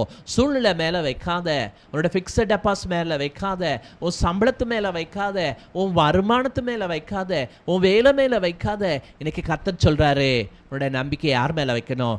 இயேசு மேலே வை என்று சொல்கிறார். அது மாத்திரம் இல்லை, அவாந்திரமாக இருக்கிற உன்னுடைய வாழ்க்கையில் ஆண்டவர் இன்னைக்கு ஆறுகளை உண்டாக்க போகிறாரா? எனக்கு அருமையான என் தெய்வ ஜனமே, இயேசு உண்டாக்கின ஆறு ஒரு நாள் வற்றி போகாது. ஆண்டவர் கொடுத்த ஆசீர்வாதம் ஒரு நாள் குறைஞ்சு போகாதுங்க. அள்ள அது குறையாதுங்க. எஸ், ஏன்னா இயேசு சொல்லாகும், கட்டளையிட நிற்கும். இன்னைக்கு கர்த்தர் கொடுத்த இந்த ஜீவ அப்பத்தை புசிக்கிற வாழ்க்கையில் ஆண்டவர் பெரிய காரியத்தை செய்வேன்னு சொல்லுகிறார். கர்த்தர் இந்த வாக்கு தத்தங்களை ஆசீர்வதிப்பார். இதில் சொல்லப்பட்ட அத்தனை வாக்கு தத்தங்களும் உன் வாழ்க்கையில் நிறைவேறும்படி நீ நம்பிக்கையோட, ஏசாமி எனக்கு இன்னைக்கு இந்த வாக்கு தத்தத்தை கொடுத்தார் என்று சொல்லி நீ விசுவாசித்தால் தேவனோட மகிமை இன்னைக்கு காண்பாய் என்று சொல்லி கர்த்தர் சொல்லுகிறார். கர்த்தர் இந்த வார்த்தைகளை ஆசீர்வதிப்பாராக. நாம் இப்பொழுது ஒரு விசேஷித்த நேரத்துக்குள்ள கடந்து போகிறோம். எஸ், ஆவலோடு எதிர்பார்த்து கொண்டிருக்கோம். ஆண்டவர் இந்த மாதத்தில் என் கூட என்ன பேச போகிறாரு? எஸ், ஐயோ எனக்கு ரொம்ப மனசு கஷ்டமாக இருக்கே, நான் என்ன பண்ணுவேன் அப்படின்னு புலம்பி கொண்டிருக்கையா? இந்த நேரத்தில் நம்ம மத்தியில் எஸ் இமானுவேல் வசந்த் அவங்க வந்திருக்காங்க. அவங்க கர்த்தருடைய வார்த்தையை நமக்கு விதைக்க போகிறாங்க. நம் விசுவாசத்தோட தேவனுடைய வார்த்தைக்கு நம்ம ஆயத்தப்படுவோம். ஹல்லேலூயா. தேவனுடைய பெரிதான கிருபைனால உங்கள் அனைவரையும் நான் சந்திப்பதில் மிகவும் சந்தோஷப்படுகிறேன். எத்தனை பேர் சந்தோஷமா இருக்கீங்க? ஆமென். ஹல்லேலூயா. கர்த்தருடைய சமூகத்தில் சந்தோஷமாக இருக்கணும்னு வேதவசனம் சொல்லுது. ஹல்லேலூயா, ஆமென். ஆனால் நான் சந்தோஷமாக இருக்கியான்னு கேட்ட உடனே நீங்கள் என்ன சொல்லுவீங்க? இந்த டைமில் யாரா சந்தோஷமாக இருக்கிறது? எப்படி சந்தோஷமாக இருக்கிறது? நான் கர்த்தர் இடத்துல நான் அவருடைய பாதத்தில் இருந்து தேவனுடைய வசனத்தை தியானித்து கொண்டு இருக்கும்போது கர்த்தர் தெளிவாக ஒரு விஷயத்தை சொல்லும்படியாக என்னை ஏவினார். வாசிக்கலாமா? எபேசியர் 4ஆம் அதிகாரம். யாராவது பைபிள் எடுத்துகிட்டு வரலன்னா போய் பைபிள் எடுத்துகிட்டு வாங்க. குறிக்கும் புத்தகத்தையும் எடுத்துகிட்டு வரும்படியாக நான் கேட்டுக்கொள்கிறேன். ஏன்னா கொஞ்சம் நிறையா வசனங்கள் சொல்ல போகிறேன். ஹல்லேலூயா. இந்த வசனங்கள் எனக்கு எல்லாமே தெரியும் அப்படின்னு கிடையாது. இது உங்களுடைய நலனுக்காக கர்த்தர் கொடுக்க சொல்கிறாரு, அதனால நம்ம கொடுக்குறோம். ஹல்லேலூயா, ஆமென். இப்போ எடுத்துகிட்டு வாங்க. ஓகே, எபேசியர் 4ஆம் அதிகாரம் 1வது வசனம். நான் உங்களுக்கு சொல்கிற புத்தி என்னவெனில், நீங்கள் அழைக்கப்பட்ட அழைப்புக்கு பாத்திரவான்களாய் நடந்து. ஹல்லேலூயா. நீங்கள் அழைக்கப்பட்ட அழைப்புக்கு பாத்திரவான்களாய் நடந்து கொள்ளுங்கள் என்று கர்த்தர் சொல்கிறார். ஹல்லேலூயா. கர்த்தர் நம்மை அழைத்திருக்கிறார், அவர் நம்மை தெரிந்து கொண்டும் இருக்கிறார். நம்ம அழைச்சிட்டாருன்னு சொல்லிட்டு நம்ம லெத்தாஜிக்கா ஏதோ ஒரு காரியத்தை நிர்விசாரமாய் செய்கிறவர்களாய் இல்லாமல் அந்த அழைப்புக்கு நாம் பாத்திரவான்களாய் நடந்து கொள்ள வேண்டும். ஆமென். நான் முன்னாடி சொன்னது போல இந்த டைம்ல நான் எப்படி சந்தோஷமா இருக்கிறது? இந்த டைம்ல என்னோட அழைப்புக்கு பாத்திரவானா நான் எப்படி நடந்துக்கிறது அப்படின்னு நீங்க கேட்கலாம். ஆமென். ஆனால் இங்கே நீங்கள் இந்த வசனத்தை வாசிச்சிங்கன்னா பவுல் சொல்கிறாரு 4:1, ஆதலால் கர்த்தர் நிமித்தம் கட்டுண்டானாய் நான் உங்களிடத்துல இருக்கிறேன். அவர் சிறைச்சாலையில் இருக்கிறாரு, அவர் கையெல்லாம் கட்டப்பட்டிருக்கு, அவர் காலெல்லாம் கட்டப்பட்டிருக்கு. ஆனால் அவருடைய அழைப்புக்கு பாத்திரவானாய் நடந்து கொண்டு இந்த நிருபத்தை எழுதி கொண்டிருக்கிறார். ஹல்லேலூயா. நம்ம கைகள் கட்டப்படலை, நம்மளுடைய வாய்கள் கட்டப்படலை. தேவனை மகிமைப்படுத்த முடியும், தேவனை நம்ம துதிக்க முடியும். இந்த வெளியே போகக்கூடாதுன்னு தான் சொல்லியிருக்காங்க. அதுவும் நம்மளுடைய வீட்டில் கம்ஃபர்டபுளாக உட்காந்துட்டு இருக்கோம். நம்மளுடைய அழைப்புக்கு பாத்திரவான்களாய் நாம் நடந்து கொள்கிறோமா? That is a question for each one of you who are listening to me. நீங்கள் உங்களுடைய அழைப்புக்கு பாத்திரவான்களாய் நடந்து கொள்கிறீங்களா? இப்படி கேட்ட உடனே உங்கள் மனசில் தோணுகிறது என்னன்னா, என்னுடைய அழைப்பு என்னது? அழைப்புனா என்னது? What is my calling?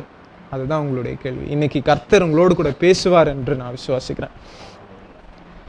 1 தெசலோனிக்கேயர் 5ஆம் அதிகாரம் 24வது வசனத்தில் தேவன் சொல்லுகிறார், உங்களை அழைத்த தேவன் உண்மையுள்ளவர். ஹல்லேலூயா. அப்போ நம்மை அழைத்தது யார்? தேவன் தான் நம்மளை அழைத்தார். அழைப்புன்றதுனால ஒரு சின்ன எக்ஸாம்பிள் சொல்கிறேன். நீங்கள் வீட்டில் இருக்கீங்கன்னு வச்சுக்கோங்களேன். ஒரு பெரிய தொழில் அதிபர் அல்லது ரத்தன் டாட்டா, அம்பானி மாதிரி ஒரு பெரிய தொழில் அதிபர் ஒரு இன்விடேஷனை, என் பொண்ணுக்கு கல்யாணம்னு ஒரு இன்விடேஷன் எடுத்துகிட்டு உங்கள் வீட்டுக்கு வராங்க. வந்துட்டு இங்கே பாருங்கள், என் பொண்ணுக்கு அழைப்பிதழ் அடிச்சிருக்கேன், நீங்கள் என்னுடைய வீட்டு கல்யாணத்துக்கு வந்துடணும் அப்படின்னு ஒரு அழைப்பிதழ். அவர் வரும்போதே நம்ம உஷாராயிட்டு வீட்டில் இருக்க எல்லாத்தையும் செட்ரைட் பண்ணிட்டு கரெக்டாக இருப்போம். அந்த இன்விடேஷன் வந்தோடனே நம்மளுக்கு எவ்வளோ சந்தோஷம் இருக்கும். பெரிய ஆளுங்க, அவருடைய பணத்திற்கும் அவருடைய அந்தஸ்துக்கும் நம்ம அவர்கிட்ட போகவே முடியாது. அந்த மாதிரி ஒரு ஆள் உங்கள் வீட்டுக்கு வந்து, நீங்கள் யார் வேணால் இமேஜின் பண்ணிக்கோங்க, ஒரு பிரைம் மினிஸ்டராக இருக்கட்டும், யாரோ ஒருத்தர் வந்து உங்ககிட்ட கொடுக்குறாருனோன்னா நம்ம எப்படி பயபக்தியாக நடந்துக்கணும். அந்த இன்விடேஷன் வாங்கினோன்னா நம்ம என்ன பண்ணுவோம், ரவுண்ட் டேபிள் கான்ஃபரன்ஸ் போடுவோமா, போட்டு என்ன வாங்கலாம், என்ன ட்ரெஸ்ஸு போட்டுட்டு போகலாம், ஒருவேளை இங்கிலீஷ் தரலனா கூகுள் சர்ச் பண்ணி கற்றுப்போம். என்னது, ஒரு 4 இங்கிலீஷ் கற்றுக்கிட்டு அங்கே போய் அந்த ஹோட்டலோ இல்லை ஒரு பெரிய மண்டபமோ அங்கே போய் நின்றுட்டு தேங்க்யூ ஸோ, நம்மளுடைய நடை, நம்மளுடைய பாவனை எல்லாமே மாறிடும். அந்த கல்யாணத்தில் யார் அழைச்சிருக்கிறா, என்னை இவர் அழைச்சிருக்கிறாருங்க, நான் எப்படி நடந்துக்கணும், ஏதோ பழைய டான் ஜீன்ஸ் போட்டால் நம்ம போவோம் அந்த கல்யாணத்துக்கு மாட்டோம், கோட் சூட்டில் போவோமா, போவோம். அப்பேற்பட்ட உலகத்தின் ஒரு சாதாரண ஒரு தொழில் அதிபரே நம்மளை அழைக்கும் போது நம்ம பாத்திரவான்களாக நடந்துக்கணும்னு நினைக்கிறோமே, அண்ட சராசரங்களையும் படைத்த தேவனுடைய அழைப்பை நாம் எப்படி எண்ண வேண்டும் என்று நீங்கள் சிந்தித்து பார்க்கணும்னு நான் கேட்டுக்கொள்கிறேன். அவருடைய அழைப்புக்கு நாம் பாத்திரவான்களாக இருக்கிறோமா, அதுதான் நான் உங்களுக்கு கேட்குற கேள்வி. அவருடைய அழைப்பு, it is a very high calling, it is a divine and a heavenly calling, says the word of God. அவர் பரம அழைப்பை நமக்கு கொடுத்துருக்கிறார் என்று வேத வசனம் சொல்லுகிறது. நீங்கள் வாசிக்க வேணாம், மேபி நீங்கள் குறிக்கெடுக்கும் புத்தகத்தை வைத்திருந்தீங்கன்னா என்னோட கூட நோட் பண்ணிக்கோங்க வசனத்தை. எபிரேயர் 3:1 சொல்லியிருக்கிறாரு, நமக்கு அழைக்கப்பட்ட அழைப்பு அது ஒரு பரம காலிங், அது ஒரு பரம அழைப்பு என்று வேத வசனம் சொல்லி. It is a heavenly calling. நீங்கள் ஞாபகம் வச்சுக்கோங்க, 3 H ஞாபகம் வச்சுக்கோங்க, H. So first will be heavenly calling. எபிரேயர் 3:1 சொல்லப்பட்டிருக்கு, இப்படி இருக்க பரம அழைப்புக்கு பங்குள்ளவர்களாகிய பரிசுத்த சகோதரரே, பரம அழைப்புக்கு பங்குள்ளவர்களாய் நாம் இருக்க வேண்டும். ஹல்லேலூயா, ஆமென். 2 தீமோத்தேயு 1:9 நம்ம என்ன வாசிக்கிறோம்னா, it is a holy calling, பரிசுத்தமான அழைப்பு. ஆமென். இது வந்து ஏதோ ஒரு அசுத்தமாக ஏதோ ஒரு காரியத்திற்காக, இதை ஏதோ ஒரு பப்புக்கு போகிறதுக்கோ இல்லை ஏதோ ஒரு பார்ட்டிக்கு போகிறதுக்கோ ஒரு அழைப்பு இல்லைங்க. இது பரிசுத்தமான ஒரு காலிங். ஹல்லேலூயா, ஆமென். அந்த அழைப்புக்கு நாம் பாத்திரவான்களை நடத்திக்கொள்கிறோம். லாஸ்ட் H சொல்ல போகிறேன். பிலிப்பியர் 3:14 நம்ம வாசிச்சோம்னா, it is a high calling, it is very high. ஹல்லேலூயா, ஆமென்.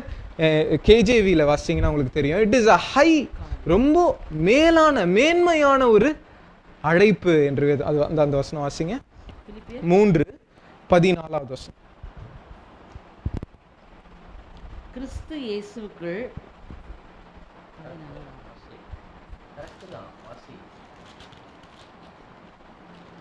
இயேசுவுக்குள் தேவன் அழைத்த பரம அழைப்பின் பந்தய பொருளுக்காக. ஹல்லேலூயா, பரம அழைப்பின் பந்தய பொருளுக்காக நாம் லக்கை நோக்கி தொடர வேண்டும். ஹல்லேலூயா. நீங்க அது ஆங்கில வேதத்துல வாசிச்சீங்கன்னா அது ஹை காலிங், அப்வர்ட் காலிங் அப்படின்னு இருக்கும். ஆமென், ஹல்லேலூயா. அவர் நம்மை அப்பேற்பட்ட ஒரு அழைப்புல அழைச்சிருக்கிறாரு. ஹல்லேலூயா. ஆமா, இப்போ ஒரு அழைப்புன்னு சொன்ன உடனே எனக்கு என்ன அழைப்பு இருக்கு அப்படின்னு நீங்க பாத்தீங்கன்னா, அழைப்புல 2 வகைகள் இருக்கிறது என்று நான் உங்களுக்கு சொல்ல விரும்புகிறேன்.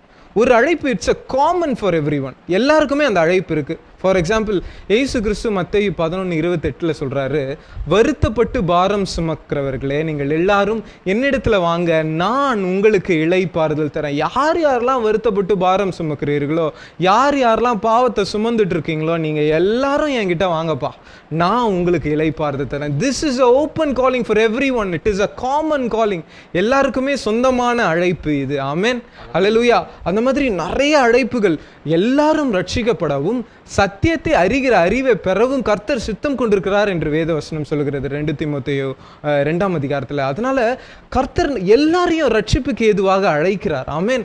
இதோ நான் வாசப்படியில் நின்று கதவை தட்டி கொண்டு இருக்கிறேன், வெளிப்படுத்தின விசேஷம் 3:20 சொல்றாரு. அதுல எல்லாருடைய வாசல்ல நின்று கதவை தட்டி கொண்டிருக்கிறார். ஆமென். ஒருவன் அந்த கதவை திறந்தானானால் கர்த்தர் உள்ள பிரவேசிப்பார், இல்லைன்னா நியாய தீர்ப்பு நாள் வரைக்கும் அவர் தட்டி கொண்டே தான் இருக்கிறார். ஹல்லேலூயா, ஆமென். நீங்க கதவை திறந்திருக்கிறீங்களா? ஆமென். நிறைய பேர் இங்கே என்னை பார்த்து கொண்டு இந்த வீடியோவை இவ்வளோ நேரம் நீங்கள் பார்த்துட்டு இருக்கீங்கன்னா, I believe that you had open your doors to Jesus Christ. Jesus is already came in to your house. ஆமென், ஹல்லேலூயா. அவர் உங்களுடைய வீட்டுக்குள்ள வந்து உங்களுடைய மேஜையிலே உட்காந்துருக்கிறார். ஆமென். நீங்கள் சாப்பிடும் போது அவர் உங்க கூட பேசிட்டு இருக்கார். ஹல்லேலூயா, ஆமென். அப்படிதான் வேதவசனம் சொல்லுது வெளிப்படுத்தின விசேஷம் 3:20. ஆனா அவர் அழைச்ச அழைப்புக்கு நாம் பாத்திரவான்களாய் நடந்து கொள்கிறோமா? ஆமென், ஹல்லேலூயா. இயேசுவை பக்கத்திலே வச்சிருக்கிறோம், ஆனா அவர் சொன்ன வார்த்தைக்கு அவர் கொடுத்த அழைப்பிற்கு நாம் நம்மை தகுதியுள்ளவர்களாய் நடந்து கொள்கிறோமா? Are we walking worthy of your calling? Are you walking worthy of your calling? Hallelujah. Amen. என்னுடைய பெரிதான கிருபைனால அழைப்பை குறித்து நான் தெளிவாய் போதிக்கணும் என்று நினைக்கும் போது எனக்கு முதலாவது தோன்ற நிகழ்ச்சி எல்லாமே பேதுருவுடைய வாழ்க்கையில் நடந்த காரியங்களை தான்.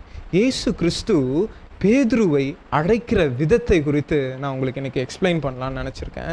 தேவனுடைய பெரிதான கிருபைனால பேதுருவை முதல்ல கர்த்தர் எங்கே அழைக்கிறார் அப்படின்னு ஒரு நார்மல் கிறிஸ்டியன்ஸ் கிட்ட போய் கேட்டோம்னா நம்ம எல்லாருமே most of the members will say, பேதுருவை வந்து அவன் மீன் பிடிக்கிறதுக்கு கஷ்டப்பட்டு கொண்டு இருந்தான். மீனை பிடிக்காம ரொம்ப வருத்தப்பட்டு இருக்கும்போது பேதுரு படகுக்குள்ளே வந்து அவனுக்கு ஒரு அற்புதத்தை கொடுத்து அவனை அழைச்சாரு. உன்னை மனுஷர்களை பிடிக்கிறவனாக மாற்றுவேன் என்று அழைச்சாரு அப்படின்னு சொல்லுவீங்க. ஆனால் யோவான் எழுதின சுவிசேஷம் 1ஆம் அதிகாரம் 35 42 வரைக்கும் வாசிச்சிங்கன்னா அதில் இயேசு கிறிஸ்து அந்த படகு இன்சிடென்ட் நடக்கிறதுக்கு முன்னாடியே பேதுருவை அழைக்கிறத நம்ம பார்க்குறோம். ஹல்லேலூயா, ஆமென். இந்த நிகழ்ச்சியை நான் உங்களுக்கு சொல்லுகிறேன். இதில் யோவான் ஸ்தானகன் என்ன பண்ணுறாரு, உட்காந்துட்டு இருக்கிறாரு. அவரோடு 2 சீஷர்கள் இருக்காங்க. ஒரு சீஷனுடைய பேர் மட்டும்தான் அங்கே குறிப்பிடப்பட்டிருக்கு. அந்த சீஷன் பேர் அந்திரேயா, ஆண்ட்ரூவோட ஃப்ரெண்டோ இல்லை யோவானுடைய இன்னொரு சீஷனும் அங்கே இருக்கா. அந்த சீஷனுடைய பேர் அங்கே குறிப்பிடப்படவில்லை. இந்த ஆண்ட்ரூ கிட்டையும் இந்த ஆண்ட்ரூவோட ஃப்ரெண்ட் கிட்டையும் ஜான் த பேப்டிஸ்ட் என்ன சொல்கிறாரு, இயேசு கிறிஸ்து நடந்து போகும்போது இவர் தான் தேவ ஆட்டுக்குட்டின்னு சொல்கிறார். ஹல்லேலூயா, ஆமென். அப்படி சொன்ன உடனே இந்த ஆண்ட்ரூவும் அந்திரேயாவும் அவனுடைய நண்பனும் என்ன பண்ணுறாங்க, இயேசுவை பின்பற்றி போகிறாங்க. இயேசுவை பின்பற்றி போகும்போது இயேசு என்ன பண்ணுறாரு, அவர்களை திரும்பி என்ன காரியம், உங்களுக்கு என்ன காரியம், உங்களுக்கு என்ன வேணும் அப்படின்னு கேட்குறாரு. ஹல்லேலூயா. அப்படி கேட்டோன்னா அவங்க சொல்கிறாங்க, ரபி நீங்கள் இருக்கிற இடத்த நாங்கள் பார்க்கணும் சொல்கிறோம்.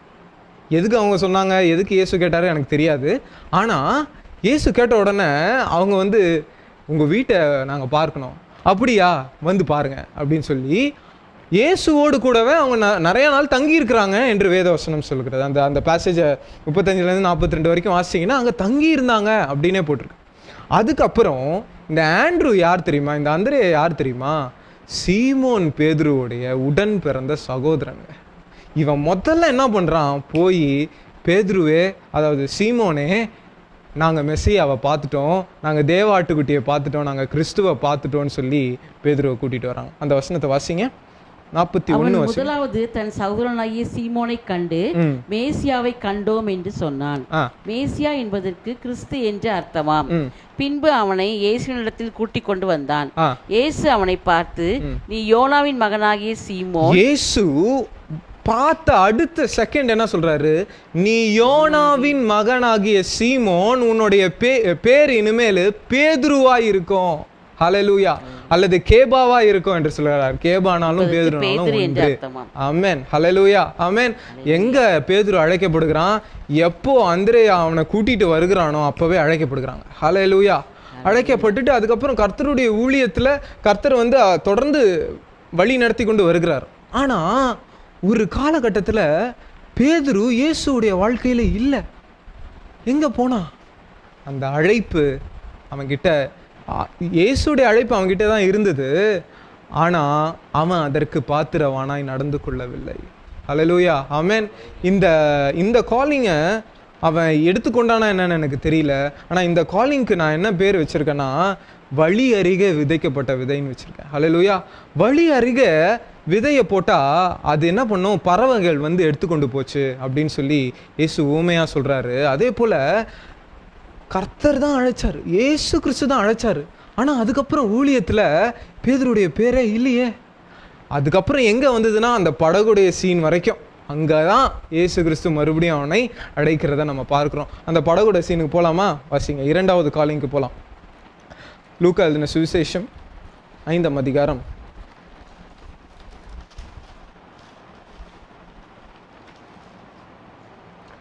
1-9 வரைக்கும் அந்த பேசேஜ் இருக்கு.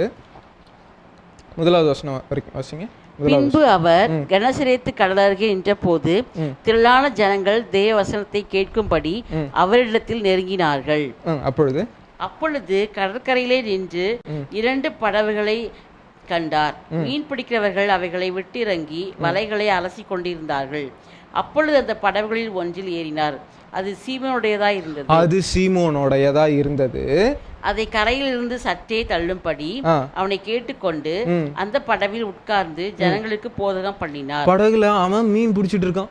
படகுல அவன் உட்காந்துட்டு அந்த வலைகளை அலசி கொண்டு இருக்கான், ஏதோ பண்ணிட்டு இருக்கான். ஆனா இயேசுவோடு கூட அவன் அங்க இல்லை. அப்போ இயேசுவோடு கூட சில ஜனங்கள் இருக்காங்க. அந்த ஜனங்களுக்கு இயேசு போதனையை போதனை கொடுத்து கொண்டு இருக்கிறார். ஹல்லேலூயா, ஆமென். ஆனா அங்க பேதுரு இல்லையே. மகளே, நான் உனக்கு சொல்லுகிறேன், இயேசு உன்னை அழைத்தது உண்மை. ஆமென். அவர் உன்னை ஒரு பர்பஸ்க்காக அழைச்சிருக்கிறாரு. அந்த பர்பஸை நீ விட்டுறாத மகனே. நீ அவர் ஏதோ ஒன்று கூப்பிட்டுட்டாரு, நான் ஏதோ ஒரு காரியத்தை பண்ண போகிறேன் அப்படின்னு சொல்லிட்டு நீ மறுபடியும் உன்னுடைய பழைய வாழ்க்கைக்குள்ளே போகாத. உன்னுடைய பழைய மீன்பிடிப்பு தொழிலை நீ போய் பண்ணிட்டு இருக்காத. மகனே, நான் உனக்கு சொல்லுகிறேன், கர்த்தர் உன்னை அழைத்த அழைப்பு இட் இஸ் இர்ரிவோக்கபிள் என்று வேத வசனம் சொல்லுகிறது. அது மாறாதவைகள். ரோமர் 11:29 சொல்லப்பட்டிருக்கு. அந்த அழைப்பு மாறாது. ஹல்லேலூயா, ஆமென். இயேசு கிறிஸ்து அவ்வளவு கரிசனை உள்ளவராக மறுபடியும் பேதுரு கிட்ட போயிட்டே சொல்றாரு, பேதுருவே, உன்னோட படகை எனக்கு கொடுக்குறியாப்பா? ஆமென், ஹல்லேலூயா. படகை கொடுப்பா அப்படின்றார். பேதுருவுடைய நிலைமையை யோசித்து பாருங்க. அந்த இடத்துல பேதுரு ரா முழுவதும் கஷ்டப்பட்டு மீன் பிடித்து கொண்டு காலையில் அங்கே உட்காந்துட்டு இருக்கான். ஆமென். அங்கே உட்காந்துட்டு இருக்கும் போது அவன் எந்த ஒரு மீன் கூட கிடைக்கல. ரா முழுக்க நான் பிரயாசப்பட்டேன், ஆனால் ஒரு மீன் கூட கிடைக்கலன்னு உட்காந்துட்டு இருக்கும் போது இயேசு வந்து சொல்கிறாரு, உன் படகை கொடுக்குறியாப்பா? இயேசுவே, என்கிட்ட இருக்கிறது வெறும் படகு மட்டும்தான், அதையும் கேட்குறீங்களே கர்த்தாவே அப்படின்னு அவன் நினச்சிருக்கலாம். ஆனால் இயேசு சொல்கிறாரு, உன்னிடத்தில் இருக்கிற எந்த விஷயமா இருந்தாலும் என்கிட்ட கொடு. ஹல்லேலூயா. அதை நான் நிரப்புவேன். ஆமென், ஹல்லேலூயா. நான் நிரப்புவேன்ப்பா. அது காலியான படகா இருக்கலாம், அதை நான் மீனுள்ள படகாக மாற்றுவேன். ஆமென், ஹல்லேலூயா. அது எப்படி நார்மலா ஏதோ ஒரு 1-2 மீன்கள்னால அல்ல, அந்த படகே அமிழத்தக்கதாக மீன்களை பிடித்தான் என்று வேதவசனம் சொல்லுகிறது. ஹல்லேலூயா. உன்னிடத்துல என்னப்பா இருக்கு? உன்னிடத்துல என்ன இருக்கு? என்கிட்ட எதுவுமே இல்லைன்னு உட்காந்துட்டு இருக்கியா? உன்னோட டைமை கொடு. Give your time, my friend. Yes. Give your time. Give your energy. Give your everything to God. God can fill it with every blessing that He is having in the heavens. Hallelujah. Hallelujah. Amen. Hallelujah. உன்னுடைய படகை நீ கொடுக்கும்போது கர்த்தர் சொல்லுகிறாரு, நீ ஊழியத்திற்காக கொடுத்த. ஆமென். அவர் இயேசு அந்த படகுல உட்கார்ந்து அந்த ஜனங்களுக்கு போதகம் செய்யும்படியாக நீ உன்னுடைய படகை கொடுத்த. உனக்கு ஆசீர்வாதம் பின்தொடர போகுது. ஆமென், ஹல்லேலூயா, ஆமென். இயேசு அந்த போதனையை முடித்த உடனே பேதுருவை பார்த்து வலைய போடுன்றார். ஹல்லேலூயா, ஆமென். அந்த வசனத்தை வாசிங்க. அவர் போதகம் பண்ணி முடித்த பின்பு சீமோனை நோக்கி, ஆழத்திலே தள்ளி கொண்டு போய் மீன் பிடிக்கும்படி உங்கள் வலைகளை போடுங்கள் என்றார். வலைகளை போடு என்று சொன்னார். ஹல்லேலூயா. அவருடைய வார்த்தைக்கு நாம் அப்படியே கீழ்ப்படிய வேண்டும் என்று நான் சொல்லுகிறேன். ஆமென், ஹல்லேலூயா. வலைகளை போடுன்னு ஒண்ணு பேதுரு சொல்லுகிறான். வாசிங்க. அதற்கு சீமோன், ஐயரே, ரா முழுவதும் நாங்கள் பிரயாசப்பட்டும் ஒன்றும் அகப்படவில்லை, ஆகிலும் உம்முடைய வார்த்தையின்படியே வலையை போடுகிறேன் என்றான். ஆகிலும் உம்முடைய வார்த்தையின்படியே நான் வலையை போடுகிறேன். ஹல்லேலூயா. இன்று எத்தனை பேர் தேவனுடைய சமூகத்தில் உட்கார்ந்திருக்கிறீங்களோ அத்தனை பேர் இடத்துல நான் சொல்லுகிறேன், இயேசு கிறிஸ்துவினுடைய வார்த்தையின்படி நீங்கள் செய்வீர்களானால் உங்களுடைய படகு நிரப்பப்படும். ஹல்லேலூயா. இயேசுவுடைய வார்த்தையை நீங்க அப்படியே பின்பற்றுங்க. கர்த்தர் உங்களை உயர்த்த வல்லமையுள்ளவராக இருக்கிறார். நீங்க இருந்த இடத்துல இருந்து பல்வேறு மடங்கு அதிகமா போகிறதற்கு கர்த்தர் ஒரு கீழ்ப்படிதலை உங்ககிட்ட கேட்கிறார். ஹல்லேலூயா. அவருடைய வார்த்தைக்கு அப்படியே கீழ்ப்படுகிறேன். ஆமென். நீங்க ஒருவேளை உங்களுடைய சுய ஞானத்தினால நான் ரா முழுக்க கஷ்டப்பட்டேன், என்னுடைய கையின் பிரயாசத்தை எல்லாம் நான் யூஸ் பண்ணேன், என்னுடைய ஞானத்தை எல்லாம் யூஸ் பண்ணேன், எனக்கு இவ்வளோ திறமை இருக்கு, எல்லாத்தையும் நான் ட்ரை பண்ணேன், ஆனா எதுவுமே வாய்க்க மாட்டேங்குது, எதுவுமே புலப்பட மாட்டேங்குதுன்னு சொல்லி கொண்டிருக்கிறீங்களா? உங்களுடைய அழைப்பை நீங்க உற்று பார்க்கும்படியாக நான் கேட்டுக்கொள்கிறேன். ஹல்லேலூயா, ஆமென்.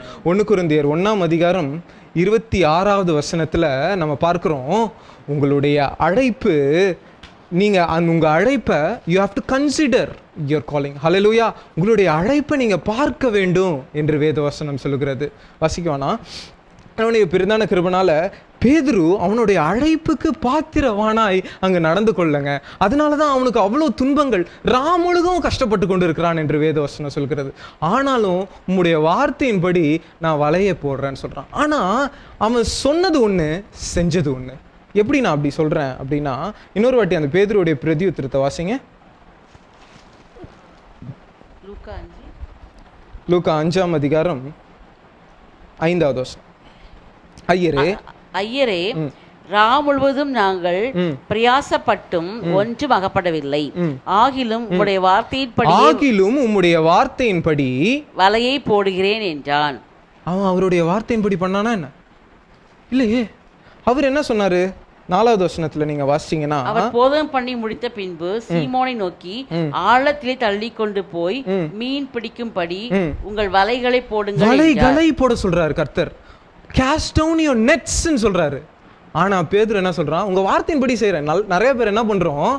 இயேசுடைய வார்த்தையின்படி நான் செய்யறேன்ப்பா, இயேசுடைய வார்த்தையின்படி செய்யறோம்னு சொல்லிட்டு அவருடைய வார்த்தையின்படி எக்ஸாக்டா நம்ம செய்யறது இல்லை. அவர் வலைகளை போட சொன்னா நம்ம வலையை போட்டுட்டு உட்காந்துட்டு இருக்கோம். ஹல்லேலூயா. அப்படி போடுறதுனால தான் மீனை பிடிக்கிறதுக்கு அந்த வலையால கூடாம போயிடுச்சு. வலை கிழிந்து போகத்தக்கதாக.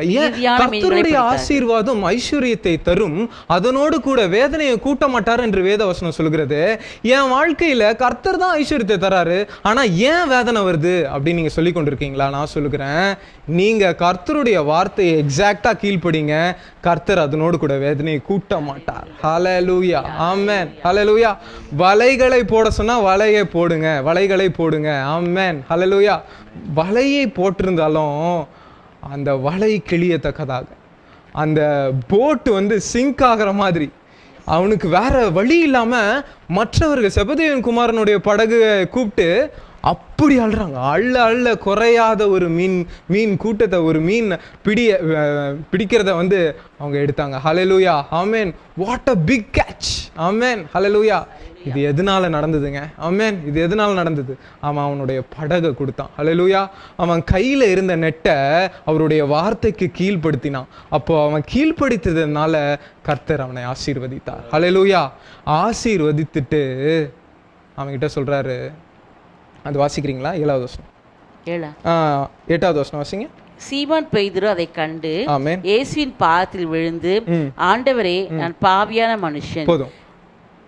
பேதுரு இயேசுவின் பாதத்தில் விழுந்து சொல்றான், இவ்வளோ பெரிய அற்புதம் செஞ்சிருக்கீங்களே கர்த்தாவே, இந்த மாதிரி நான் பார்த்ததே இல்லை, இதை பார்க்க வச்சிங்க, ஆனா நான் பாவியான மனுஷன். ஆமென்.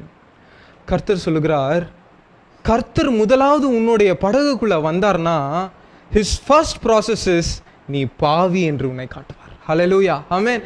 நீ முதல்ல பாவிப்பா, உனக்கு ஒரு ரட்சகர் தேவை அப்படின்னு சொல்லுவார். ஆமென். The process was in line with the calling. நான் இதை சொல்லுவேன், அவனுக்கு நடந்த ப்ராசஸ் கரெக்டாக இருந்துச்சு. It was in line with the calling. ஆனால் அவன் சொல்லுகிறான், என்னை விட்டு போயிடுங்க. அந்த வசனம் வாசிங்க. நீர் என்னை விட்டு போக வேண்டும் என்றான். Why do you ever say that?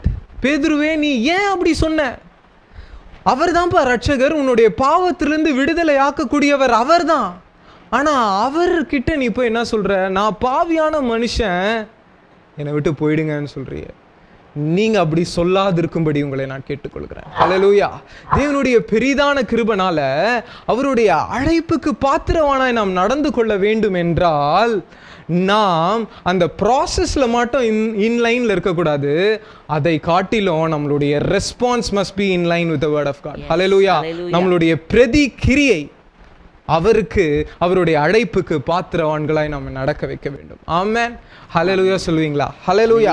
இந்த காலிங்ல நம்ம பார்க்கிறோம், இயேசு கிறிஸ்துவை அவன் போக சொல்கிறான், ஆனால் இயேசு போலங்க. இயேசு சொல்றாரு, பேதுருவே, நீ என் பின்ன வாப்பா. ஆமென், ஹல்லேலூயா. ஃபாலோ மீ பீட்டர், நான் உன்னை மனுஷர்களை பிடிக்கிறவராக மாற்றுவேன். ஆமென், ஹல்லேலூயா. இதாங்க பேதுருவோட காலிங். இதுதான் பேதுருவுடைய உண்மையான அழைப்பு. என்ன, எதுக்காக அவன் அழைக்கப்பட்டான்? எதுக்காக அழைக்கப்பட்டான் தெரியுமா? மனிதர்களை பிடிக்கிறவன் அவன் மாற்றப்பட வேண்டும் என்பதற்காக இயேசு கிறிஸ்து அவனை அழைக்கிறார். ஹல்லேலூயா, ஹல்லேலூயா சொல்லுவீங்களா? ஓகே, இந்த அழைப்பை நம்ம கொஞ்சம் ஸ்டாப் பண்ணி வைக்கலாம். இதை ஞாபகம் வச்சுக்கோங்க, இதை ஸ்டாப் பண்ணி வச்சுக்கலாம். நம்ம 3வது அழைப்புக்கு இப்போ போகிறோம். வாசிங்க என்னோடு கூட.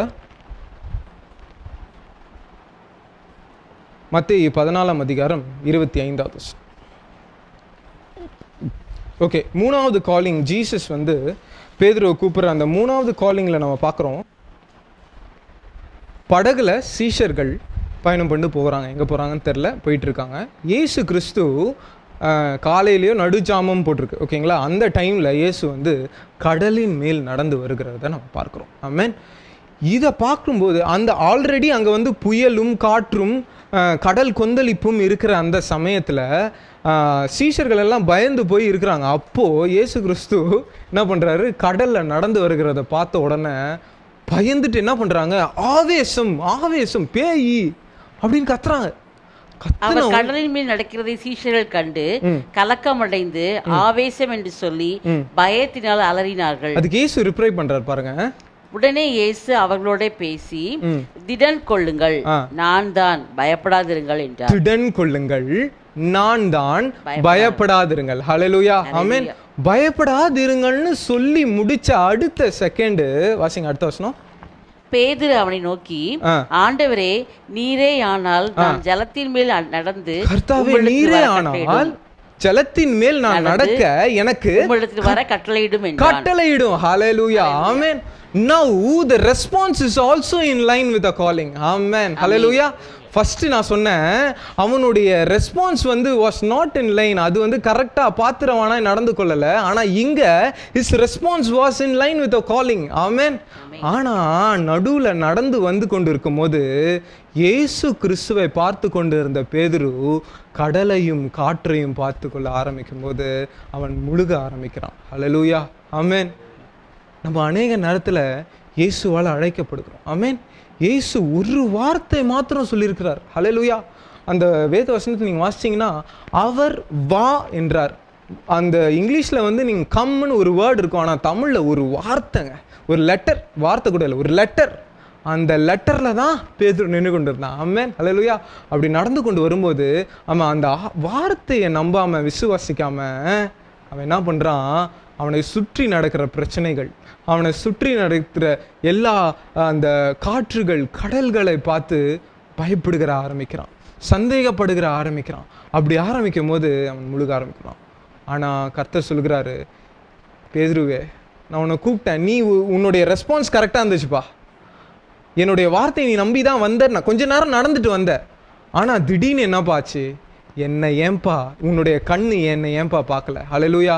ஒருவேளை நம்மளுடைய கண்ணு மற்ற விஷயங்களை பார்த்து கொண்டு இருக்குதா? ஹல்லேலூயா. இந்த உலகத்தின் காரியங்களை, பிரச்சனைகளை பார்த்து கொண்டு இருக்கிறதா? நான் உனக்கு சொல்கிறேன் மகனே, மகளே, நீ இயேசுவை நோக்கி பார். ஹல்லேலூயா. இயேசுவே உன்னை கடலின் மேல் நடக்க வைத்தவர், அவர் உன்னை அற்புதங்களில் நடக்க வைத்தவர். ஆமென். அவர் உன்னை தொட்டு தூக்க வல்லமை உள்ளவர். நீ உன்னுடைய பாதையில் ஸ்திரம்பட நடக்க வேண்டும் என்றால் உன்னுடைய வாழ்க்கையில் கிறிஸ்துவை நீ முன்னதாக வைக்கிறியா? அவருடைய வார்த்தையை நீ முன்னதாக வைக்கிறியா? ஆமென். ஹல்லேலூயா. அவருடைய வார்த்தையை நீ உன் கண்ணுக்கு முன்னாடி வைக்கும் போது கர்த்தர் உன்னை முழுகாமல் காத்துக்கொள்வார். ஆமென். ஆனால் இங்கே அப்படி சூழ்நிலையில் இல்லைங்க. பேதுரு முழுக ஆரம்பிக்கிறான். முழுக ஆரம்பிச்சிட்டான், என் வார்த்தையை அவன் கவனிக்கல, நான் கிளம்பி போகிறேன் அப்படின்னு சொல்லி அவர் போல. அந்த வசனத்தை வாசிங்க. உடனே என்ன பண்றாரு, கைகளை நீட்டுறாரு இயேசு கிறிஸ்து. ஹல்லேலூயா. வாசிங்க. உடனே இயேசு கையை நீட்டி அவனை பிடித்து, அற்ப விசுவாசியே, ஏன் சந்தேகப்பட்டாய் என்றார். ஹல்லேலூயா. ஆமென். ஆமென். அவரு தாமதம் பண்ணல. ஆமென். அவன் முழுகி போறான், என்னுடைய வார்த்தையை அவன் கவனிக்கல, கேட்கல, அவன் சந்தேகப்பட்டுட்டான். அதனால விட்டுட்டு போற இயேசு இல்ல, உடனே ஓடி வந்து அவன் கையை பிடிச்சி, பேதுருவே ஏஞ்சிருப்பா, நான் உன்னை திருப்பியும் சுமக்க போறேன். I will renew your calling, my friend. Hallelujah. ஒருவேளை கர்த்தர் அழைத்த அழைப்பை நீங்கள் விட்டுட்டு உட்காந்துட்டு இருக்கீங்களா? உங்கள் வீட்டில் நான் அதற்கு பாத்திரவான் இல்லைன்னு சொல்லிட்டு மூளையில் உட்காந்துட்டு, அல்லது உங்களுடைய கடன் பிரச்சனையிலையோ இல்லை ஏதோ ஒரு காரியத்தினாலோ பாவத்தின் பாரத்தினாலோ சிற்றின்பங்களினாலோ நீங்கள் முழுகி கொண்டு இருக்கீங்களா? ஒரு டிப்ரெஷனுக்குள்ளே இருக்கீங்களா? நான் உங்களுக்கு சொல்கிறேன், கர்த்தர் அதிலிருந்து உங்களை தூக்க வல்லமை உள்ளவராக இருக்கிறார். ஹல்லேலூயா. அவர் உடனே கையை நீட்டி உங்களை தூக்க வல்லமை உள்ளவராக இருக்கிறார். The response which you have to give is, கர்த்தாவே என்னை ரட்சியும். ஆமென். எத்தனை பேர் வாய்களை திறந்து சொல்ல முடியும் பேதுருவை போல, கர்த்தாவே என்னை ரட்சியுங்கப்பா, என்னை ரட்சியுங்க பிதாவே, அப்பொழுதுதான் நான் திருப்பியும் இந்த அற்புதத்தில் நடக்க முடியும் என்று பேதுரு சொல்கிறான். ஹல்லேலூயா. ஆமென். Now also the response is right. The response is in line with the calling. ஹல்லேலூயா. பேதுரு ஒரு ஸ்டேஜை தாண்டிட்டார். இப்போ என்ன ஸ்டேஜ்? ஃபஸ்ட்டு ரெஸ்பான்ஸ் தப்பாக கொடுத்தாரு, போயிடுங்க அப்படின்னு சொல்லி ரெஸ்பான்ஸ் கொடுத்தாரு. ஆனால் இப்போது பேதுரு என்ன பண்ணுறாரு, ரெஸ்பான்ஸ் 2 வாட்டி கரெக்டாக சொல்லிடுறாரு. ஆனால் ஒரு சின்ன தப்பு தான் பண்ணார். ஓகே, இயேசு கிறிஸ்து மறுபடியும் அவரை கூடவே வைத்து ஊழியத்தில் அநேக அற்புதங்களை காட்டுறார். அவர் கண்ணு முன்னாடி அநேக அற்புதங்களை காட்டிக்கொண்டே இருக்கிறார். இப்படி காட்டிக்கொண்டே இருக்கும் போது பேதுரு சொல்கிறாரு, நான் எப்பொழுதுமே உங்கள் கூட இருப்பேன், நான் சாகும் தருவாயில் இருந்தால் கூட நான் உங்களை விட மாட்டேன்னு சொல்லும் போது பேதுரு இயேசு கிறிஸ்து சொல்கிறாரு.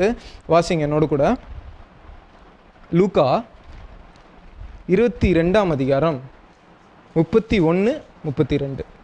Luke chapter 22 verse 31 and 32. பின்னும் கர்த்தர், சீமோனே சீமோனே, இதோ கோதுமையை சுளகினால் படைக்கிறது போல சாத்தான் உங்களை படைக்கிறதற்கு உத்தரவு கேட்டுக்கொண்டான். நானோ உன் விசுவாசம் ஒழிந்து போகாத படிக்கு உனக்காக வேண்டிக் கொண்டேன். நீ குணப்பட்ட பின்பு உன் சகோதரரை ஸ்திரப்படுத்து என்றார். அதற்கு அவன், ஆண்டவரே, காவலிலும் சாவிலும் பின்பற்றி வர ஆயத்தமாய் இருக்கிறேன் என்றான். ஆண்டவரே, காவலிலும் சாவிலும் நான் என்ன பண்ணுவேன், உங்களை பின்பற்றி வருவேன் அப்படின்னு சொன்னோன்னே இயேசு ஒரு விஷயம் சொல்றாரு. அவர் அவனை நோக்கி, பேதுருவே, இன்றைக்கு சேவல் கூவுகிறதற்கு முன்ன நீ என்னை அறிந்திருக்கிறதை 3 தரம் மறுதலிப்பாய். 3 வாட்டி எல்லாமே திட்டவட்டமா இயேசு சொல்லிடுறாரு. ஆமென், ஹல்லேலூயா. நீ ஒரு சோதனைக்குள்ள போக போறப்பா. எனக்கு ஒரு சோதனை இருக்க போது, அந்த சோதனையில் நான் ஜெயிச்சிருவேன். ஆனா உனக்கு ஒரு சோதனை வரும், சாத்தான் சோதனையை கொண்டு வருவான், நீ அதில் தப்பித்து கொள்ளும்படிக்கு நான் உனக்கு சொல்லுகிறேன் அப்படின்னு சொல்லி, நீ குணப்பட்ட பிறகு உன்னுடைய சகோதரரையும் நீ தேற்றிக்கொள் அப்படின்னு சொல்லி கட்டளையும் சொல்கிறார். இவன் என்ன பண்ணுறான், நமக்கு தான் எல்லாமே தெரியுமே, இயேசுவே உங்கள் கூட இவ்வளோ நேரம் இருந்தேன், 3.5 வருஷம் உங்கள் ஊழியத்தில் இருந்தேன், எனக்கு தெரியாதா? அதெல்லாம் நீங்கள் காவலில் போனாலும் நான் உங்கள் கூட வருவேன், நீங்கள் செத்தாவே நான் உங்கள் கூட சேர்ந்தே சாவேன்னு நம்ம சொல்கிறோம். ஆனால் எப்போ நம்ம பெருமையாக சொல்கிறோமோ அப்போ தான் விழுதல் ஆரம்பிக்குது. ஹல்லேலூயா, ஆமென். நம்ம ரொம்ப ஜாக்கிரதையாக இருக்கணும்னு சொல்கிறாரு இயேசு கிறிஸ்து. இன்னொரு விஷயத்த சொல்கிறாரு.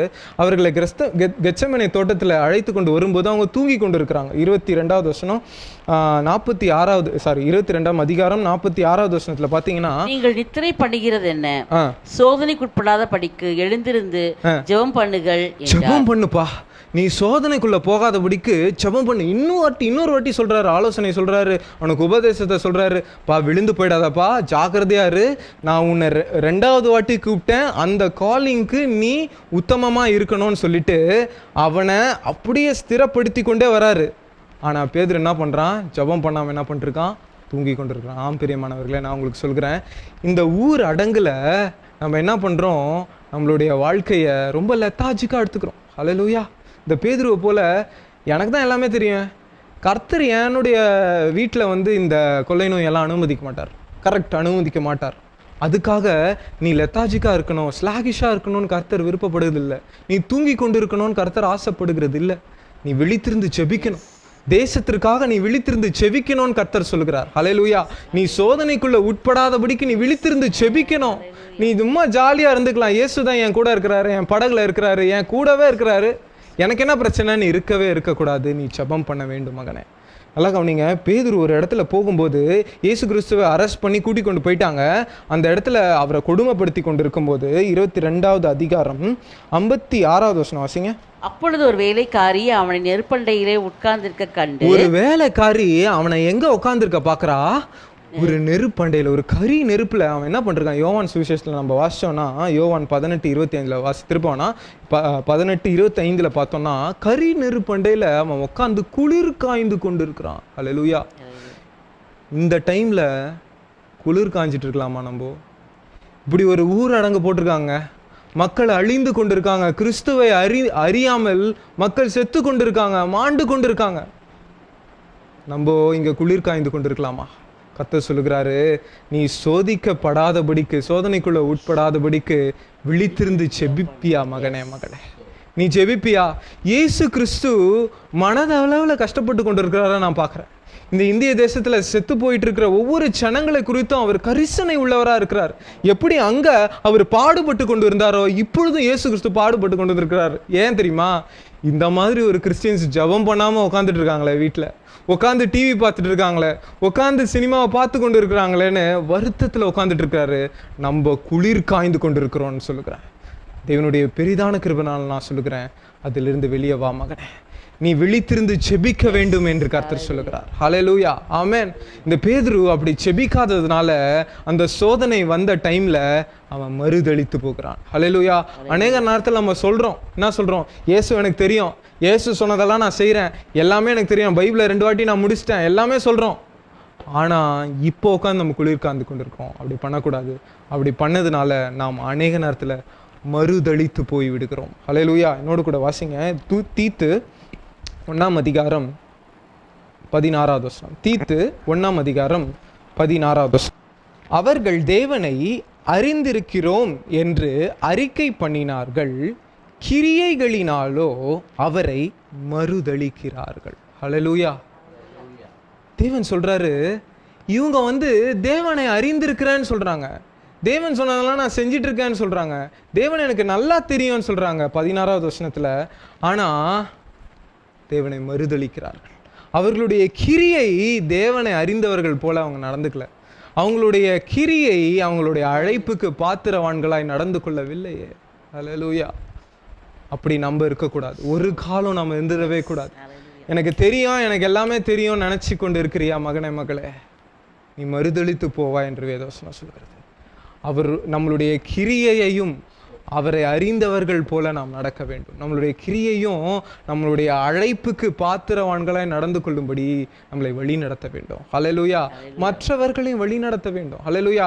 நீ செய்கிற கிரியையை மற்றவர்கள் பார்த்து தேவனை மகிமைப்படுத்த வேண்டும். நீ ஒளியா இருக்கிறாய் என்று வேதவசனம் சொல்லுகிறது. ஹல்லேலூயா, ஆமென். ஒருவேளை நம்ம அப்படி இருந்தோம்னா இன்னைக்கு நம்ம மாறப்போகிறோம். ஆமென், ஹல்லேலூயா. இந்த 2வது வாட்டி இயேசு கிறிஸ்து அந்த படகுல கூப்பிடுறாருல, அந்த அழைப்பை அவன் உதாசீனப்படுத்திடுறான், அவன் அங்கே மறுதளித்திடுறான். அப்போது இந்த 2வது அழைப்பை அவன் அங்கே விட்டுறான். இப்போது இயேசு கிறிஸ்து அவனுக்கு 4வது அழைப்பை கொடுக்க போகிறார். ஹல்லேலூயா, ஆமென். வாசிக்கிறீங்களா? யோவான் எழுதின சுவிசேஷம் 21ஆம் அதிகாரம் 3வது வசனம். அங்கே இந்த கதை நமக்கு எல்லாருக்குமே தெரியும். உயிர் தெழுந்த பிறகும் பேதுரு என்ன பண்றாரு? மறுபடியும் பேதுரு மற்றவரை நோக்கி மீன் பிடிக்க போகிறேன் என்றான். மீன் பிடிக்க போறேன். ஹல்லேலூயா. என்ன சொல்றான்? மீன் பிடிக்க போறேன். ஆல்ரெடி ஃபர்ஸ்ட் அழைப்பு என்ன பண்ண? நீ உதாசீனப்படுத்திட்டப்பா, அதுக்கு பாத்திரவானா நீ நடந்து கொள்ள, மீன் பிடி தொழிலுக்கு தான் போனேன், அங்க உனக்கு ஒன்றும் கிடைக்கல. கர்த்தர் உன்னை ஒரு அற்புதத்தினால மறுபடியும் அழைத்தாரு, ஆனா மறுபடியும் நீ அதே இடத்துக்கு போறியப்பா, மறுபடியும் அதே பழைய வாழ்க்கைக்கு போறியப்பா. பேதுருவே, இந்த பழைய வாழ்க்கைக்கு நீ போகாத. இயேசு கரையில வெயிட் பண்ணி கொண்டிருக்கிறார். கரைக்கு நீ வா பேதுருவே. ஹல்லேலூயா. உன்னுடைய பழைய வாழ்க்கைக்கு நீ திரும்பாதே. Don't turn to your old life, my friend. You are a new man. You are a new creation. Turn up to Jesus Christ who is waiting in the shore. ஒருவேளை மகனே மகளே, மறுபடியும் நீ அந்த பழைய வாழ்க்கையில் போயிருந்தீங்கன்னா, ஒருவேளை பிளாக் ஸ்லைட் ஆகி நீ போயிருந்தீங்கன்னா, இயேசுவை அறியாதவனை போல நீ நடந்து கொண்டு இருக்கிறீங்கன்னா, கர்த்தர் சொல்லுகிறாரு, நான் கரையண்டையில் மீனை வறுத்து வெயிட் பண்ணிட்டு இருக்கேன்ப்பா, நீ என்கிட்ட வா, அதை சாப்பிடு. ஹல்லேலூயா, ஆமென். இயேசு கிறிஸ்து கரையில் வெயிட் பண்ணி கொண்டு இருக்கிறாரு. ஆனால் நம்ம என்ன பண்ணி கொண்டு இருக்கிறோம்? பிஸியாக நம்மளுடைய வேலையை பார்த்து கொண்டு இருக்கிறோம். அப்பவும் we are empty. When we try our level best to do our things, we are empty. We end up empty. நம்மளுடைய சுய கிரியையினால நம்ம காலியாக தான் உட்காந்துட்டு இருக்கிறோம். கர்த்தரே நம்மை நிரப்புகிறவர். ஹல்லேலூயா, ஆமென். அந்த படகுல மறுபடியும் சொல்றாரு, நீ வலது புறத்துல உன்னுடைய வலையை போடுன்னு சொல்றாரு. இந்த வாட்டி வலைகள் நீ இயேசு சொல்லல, வலைன்னு சொல்றாரு. வலையை போடுறாங்க. வலையை போட்ட உடனே மீன்கள் கிடைக்குது. இந்த வாட்டி வலை கிழியவில்லை என்று வேதவசனம் சொல்லுகிறது. வாசிக்கிறீங்களா அந்த வசனம்? இயேசு அவரை நோக்கி, நீங்கள் இப்பொழுது பிடித்த மீன்களில் சிலவற்றை கொண்டு வாருங்கள். அதுக்கு முன்னாடி அவர்கள் கரையிலே வந்திறங்கின போது, அதுக்கு முன்னாடி மற்ற சீஷர்கள் கரைக்கு ஏறக்குறை 20 முழ தூரத்தில் இருந்தபடினால் படவில் இருந்து கொண்டே மீன்கள் உள்ள வலையை இழுத்து கொண்டு வந்தார்கள். அவர்கள் கரையிலே வந்திறங்கின போது கரி நெருப்பு போடப்பட்டிருக்கிறதையும் அதன் மேல் மீன் வைத்திருக்கிறதையும் அப்பத்தையும் கண்டார்கள். இந்த இடத்துலையும் கர்த்தர் கரி நெருப்பை போட்டு அங்க மீன் வைத்திருக்கிறத பேதுரு பார்க்கிறான். ஹல்லேலூயா, ஆமென். பேதுரு பார்க்கிறாரு, நான் கரி நெருப்பில் இருந்ததுனால தான், அந்த கம்ஃபர்ட் ஜோனில் இருந்ததுனால தான் எனக்கு இப்படி ஒரு பாடு வந்துச்சு, இப்படி நான் மறுதளித்து போயிட்டேன். ஆனால் கர்த்தருடைய கிருபைனால நான் ஒரு கரி நெருப்பை பார்க்குறேன். இந்த கரி நெருப்பில் இயேசு உட்காந்துருக்கார். ஹல்லேலூயா. அநேக நேரத்தில் நம்ம கம்ஃபர்ட் ஜோனில் உட்காந்துட்டு இருக்கோன்னு இயேசு இல்லாத ஒரு இடத்துல உட்காந்துட்டு இருக்கோம். நான் உனக்கு சொல்லுகிறேன், நீ இயேசுவின் இடத்துல வந்தீன்னா அந்த கம்ஃபர்ட் ஜோனுக்கும் மிகவும் அதிகமான மேன்மையான ஒரு காரியத்தை மீனோட வைத்துட்டு இருக்கிறாருங்க அங்கே. ஹல்லேலூயா, ஆமென். அங்கே கேட்குறாரு, 3 விஷயம் கேட்குறாரு. இவன் 3 வாட்டி மறுதலித்து போனான். 3 வாட்டி மறுதலித்து போனான்ல, 3 வாட்டி ஒரு கேள்வி கேட்குறாரு, பேதுருவே நீ என்ன நேசிக்கிறியா? ஹல்லேலூயா. அநேக நேரத்தில் நம்ம பின்னடைவாய் போகிற ஒரு முக்கியமான காரணம் என்ன தெரியுமா? உண்மையான அன்பை நாம் இயேசு மேலே வைக்கலை. ஹல்லேலூயா. அங்கே இயேசு கேட்குறாரு, பேதுரு என்ன நேசிக்கிறியாப்பா? ஆர் யூ லவ்விங் மீ பேதுரு? நீ என்ன நேசிக்கிறியா அப்படின்னு கேட்குறாரு. பேதுரு ஃபர்ஸ்ட் வாட்டி சொல்கிறான், நான் உங்களை நேசிக்கிறேன். லாஸ்ட்டில் சொல்கிறான், உங்களுக்கு எல்லாமே தெரியும், நான் உங்களை நேசிக்கிறேன் சொல்கிறான். ஹல்லேலூயா, ஆமென். நாம் இயேசுவை நேசிக்கிறோமா? நான் ஐ லவ் ஜீசஸ் அப்படின்னு ஃபேஸ்புக்கில் போஸ்ட் போடுறோம், ஆனால் உண்மையாகவே நம்ம நேசிக்கிறோமா? ஹல்லேலூயா. அப்படி நேசித்தோம் என்றால் சோதனை காலத்தில் நாம் தப்பித்து கொள்ள முடியும், நாம் அழைப்புக்கு பாத்திரவான்களாய் நடந்து கொள்ள முடியும் என்று வேத வசனம் சொல்லுகிறது. ஹல்லேலூயா, ஆமென். பேதுருவை இப்போ ஒரு உண்மையான அழைப்புக்கு, டாஸ்க்குக்கு கொண்டு போகிறாரு. என் ஆடுகளை மேய்ப்பாயாக. ஆமென். ஹல்லேலூயா, ஹல்லேலூயா சொல்வீங்களா? யோவான் எழுதின சுவிசேஷம் 21ஆம் அதிகாரம் 19வது வசனம் வாசிங்க. இன்ன விதமான மரணத்தினாலே அவன் தேவனை மகிமைப்படுத்த போகிறான் என்பதை குறிக்கும்படியாக இப்படி சொன்னார். அவர் இதை சொல்லிய பின்பு அவர் அவனை நோக்கி, என்னை பின்பற்றி வா என்றார். என்னை பின்பற்றி வா. ஹல்லேலூயா. Now he is renewing his calling. ஹல்லேலூயா. இந்த வாட்டியும் சொல்லிடுறாரு, உனக்கு ஒரு சோதனை வரும், நீ எப்படி சாக போறன்னு நான் உனக்கு முன்னாடியே சொல்லிடுறேன். இந்த வாட்டியும் தோத்து போயிடாதன்னு சொல்றாரு. இந்த வாட்டி அவன் ஜெயம் கொள்கிறான். ஹல்லேலூயா. பேதுருவை நம்ம பார்க்கிறோம் சரித்திரத்துல ரத்த சாட்சியாய் மறிக்கிறத நம்ம பார்க்கிறோம். இது ஏன் தெரியுமா? உண்மையான நேசத்தை பேதுரு இயேசு மேல வச்சாங்க. இயேசு சொன்ன டாஸ்க் அவனால பண்ண முடிஞ்சுது. ஹல்லேலூயா. அப்போஸ்தல நடவடிக்கைகள் 2ஆம் அதிகாரத்திலிருந்து அவனுடைய வாழ்க்கையை பார்த்தோம்னா it was a transformed life. மகனே மகளே, நான் உனக்கு சொல்லுகிறேன், பேதுருவை போட உன்னுடைய வாழ்க்கை மாறப்பட வேண்டுமா? உன்னுடைய வாழ்க்கை, is your life want to be transformed? Come to Jesus with a true love. ஹல்லேலூயா, ஆமென். அவருடைய உண்மை நேசத்தோடு நீ வந்தபோதுனா நீ அந்த அழைப்புக்கு பாத்திரவானாய் நடந்து கொள்ள முடியும் என்று நான் சொல்கிறேன். ஹல்லேலூயா. ஒரு வசனத்தை மாத்திரம் வாசிங்க. 1 பேதுரு 2ஆம் அதிகாரம் 25வது வசனம். பேதுரு சொல்றாரு நிருபத்தை எழுதும்போது, 1 பேதுரு 2ஆம் அதிகாரம் 25. சிதறுண்ட ஆடுகளை போல் இருந்தீர்கள். சபை மக்கள் கிட்ட சொல்றாரு பேதுரு, ஒரு பெரிய மூத்த போதகரை போல சிதறுண்ட ஆடுகளை போல நீங்க இருந்தீங்கப்பா. இப்பொழுதோ உங்கள் ஆத்மாக்களுக்கு மெய்ப்பெரும் கண்காணியுமானவரிடத்தில் திருப்பப்பட்டிருக்கிறீங்க. ஹல்லேலூயா, ஆமென். பேதுரு இயேசு சொன்ன டாஸ்கை இங்க கம்ப்ளீட் பண்றாருங்க. ஆமென். அங்க சொல்றாரு, என் ஆடுகளை மெய்ப்பாயாக. அங்க இயேசு சொல்றாரு, உன்னுடைய ஆடுகளை மெய்ப்பாயாகன்னு சொல்லல, என்னுடைய ஆடுகளை அப்படின்னு சொல்றாரு. அதுதான் இங்க சொல்றாரு, ஆடுகள் சிதறுண்டு கடந்த ஆடுகளை எல்லாம் கூட்டி கொண்டு வந்து அவருடைய மந்தையில பேதுரு சேர்த்திருக்கிறாரு. ஹல்லேலூயா. இப்போ அந்த ஆடுகள் எல்லாம் இயேசு கிறிஸ்துவினுடைய ஆடுகள். அதை இவர் இப்போ மேய்த்து கொண்டிருக்கிறார். ஆமென். ஹல்லேலூயா. நாம் கர்த்தருடைய கிருபையினால அவருடைய ஆடுகளை மேய்க்கும்படியாக கர்த்தர் நம்மை அழைத்திருக்கிறார். ஆமென். There was a great commission given by Jesus Christ to each one of us, saying to go to this world and spread the gospel. எத்தனை பேருக்கு நம்ம தேவனுடைய சுவிசேஷத்தை சொல்லியிருக்கிறோம்? எத்தனை பேரை நம்ம சீஷர்களாய் மாற்றிருக்கிறோம்? கர்த்தர் சொல்லுகிறார், உலகம் எங்கும் போய் நீங்கள் சீஷராக்கி பிதா குமாரன் பரிசுத்த ஆவியினால நீங்கள் ஞானஸ்தானம் கொடுங்கன்னு சொல்லியிருக்கிறார். பேதுரு அந்த டாஸ்கை கம்ப்ளீட் பண்ணி வெற்றி சிறந்தார்னு நான் சொல்லுவேன். எத்தனை பேர் இயேசு கிறிஸ்து எங்களுடைய சொந்த ரட்சகராக ஏற்றுக்கொண்டிருக்கிறீங்க? எத்தனை பேர் இயேசு கிறிஸ்துவை உங்களுடைய நேச கர்த்தராக ஏற்றுக்கொண்டிருக்கிறீங்க? அவருடைய அழைப்புக்கு நீங்கள் பாத்திரவான்களாய் நடந்து கொள்வீர்களா? என்னோடு கூட கண்களை மூடி நம்ம இப்போ ஜெபம் பண்ண போகிறோம். இந்த ஸ்டேஜில் நீங்கள் எந்த ஸ்டேஜில் இருப்பீங்கன்னு எனக்கு தெரியாது. பேதுரு அநேக நேரத்தில் விழுந்து போகிறத நம்ம பார்க்குறோம். There was a fall, many falls for Peter, but still God was able to make him stand. அதே மாதிரி கர்த்தர் உங்களுடைய வாழ்க்கையிலையும் நீங்கள் அநேக தரம் விழுந்திருக்கலாம். மகனே மகளே, அக்கா தங்கச்சி, நீங்கள் நிறைய நேரத்தில் விழுந்திருக்கலாம். ஆனால் கர்த்தர் சொல்லுகிறார், நான் உன்னை நடக்க பண்ணுவேன். நான் உன்னை சமுத்திரத்தில் நடக்க பண்ணுவேன். நீ எவ்வளோ கஷ்டத்தில் இருந்தியோ அந்த கஷ்டத்தெல்லாம் மாற்றுவேன். ராவும் பகலும் கஷ்டப்பட்டு கொண்டு இருந்த உன்னை மீன் பிடிக்கிறவனா நான் மாற்றுவேன், மனுஷனை பிடிக்கிறவனா நான் மாற்றுவேன் என்று கர்த்தர் சொல்லி கொண்டிருக்கிறார். அவருடைய அழைப்பை நீங்கள் திருப்பியும் ரினியூ பண்ண போகிறீங்க. ஒருவேளை அவருடைய அழைப்பை நீங்கள் கேட்காம இருந்தீங்கன்னா இன்னைக்கு சொல்லுகிற மகனே மகளே, கர்த்தர் உன்னை பெயர் சொல்லி அழைக்கிறார். பேதுருவே என்று பெயர் சொல்லி அழைத்தவர் இங்கு முன்ன பெயர் சொல்லி அழைக்கிறார். மகனே நீ ஒப்பு கொடுப்பியா? மகளே நீ ஒப்பு கொடுப்பியா? ஒருவேளை நீ உன்னுடைய படகு, உன்னுடைய நெட்ஸ் அப்படின்னு சொல்லிட்டு நீ உன்னுடைய வாழ்க்கையில உட்கார்ந்து கொண்டிருக்கிறியா? உன்னுடைய வெறுமையான படகை கர்த்தர் இடத்துல கொடு மகனே மகளே.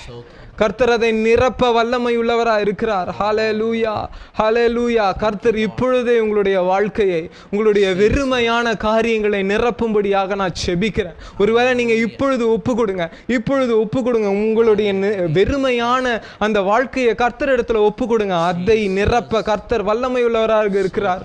சந்தோஷத்தினால நிரப்ப வல்லமை உள்ளவராக இருக்கிறார். சமாதானத்தினால நிரப்ப வல்லமை உள்ளவராக இருக்கிறார். அவருடைய கிருபை அளவில்லாமல் ஊற்றப்பட இருக்கிறது.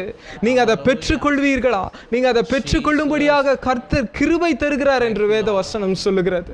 ஒருவேளை காலியான பாத்திரமாக அவாந்திர வெளிகளை போல, வாக்குத்தத்தத்தில் நம்ம கேட்டது போல அவாந்திர வெளிகளை போல வெறுமையாக நான் இருக்கிறேன்ப்பா லார்ட், நான் வெறுமையா இருக்கேன் தகப்பனே, நான் தாகத்தோடு இருக்கேன் தகப்பனே சொன்னீங்கன்னா தேவன் அவருடைய ஜீவ தண்ணீராகிய ஜீவ நதியாகிய பரிசுத்த ஆவியை இப்பொழுது ஊற்றுவாராக, உங்களுடைய வீடுகளில் ஊற்றுவாராக. அபிஷேகத்தினால ஒவ்வொருவரும் நிரப்பப்படும்படியாக நான் செபிக்கிறேன்.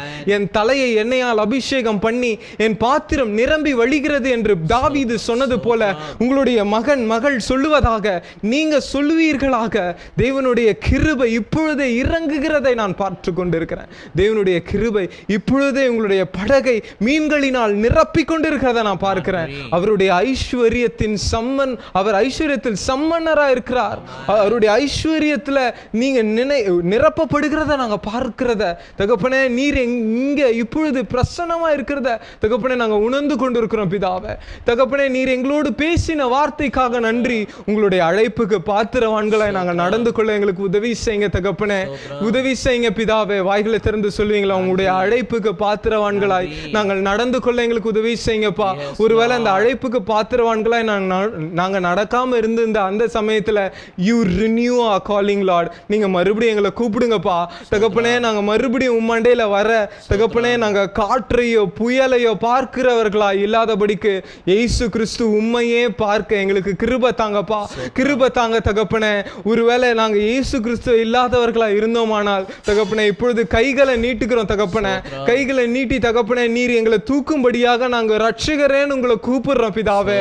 ஒருவேளை நீங்க கூப்பிடுவீர்களானால் கர்த்தர் உங்க பக்கத்துல இருக்கிறார், உடனே வந்து கைகளை பிடித்து தூக்குறவரா இருக்கிறார். அவருடைய பெரிதான கிருபைனால நீங்க அவரோடு கூட படகுல மறுபடியும் ஏறும் போது அந்த புயல் அமிழ்ந்தது என்று நாங்க பார்க்கிறோம். தேவனுடைய வசனத்துல the storm died ன்னு பார்க்கிறோம். உங்களுடைய வாழ்க்கையிலும் இருந்த எவ்வளவு பிரச்சனைகளும் இரைச்சலின் சத்தங்களையும் நீங்க கேட்டுக்கொண்டு இருந்தீங்கன்னா இன்னைக்கு நான் சொல்லுகிறேன், இயேசு கிறிஸ்துவை உங்க படகுல ஏற்றினீங்கன்னா அந்த இரைச்சலின் சத்தம் இப்பொழுது மடிகிறது, அமிழ்ந்து போகிறது. கர்த்தருடைய கிருபை உங்களை இப்பொழுதே காத்து கொண்டு வருகிறத நான் உணர்கிறேன் தேவனுடைய பெரிதான கிருபைனால.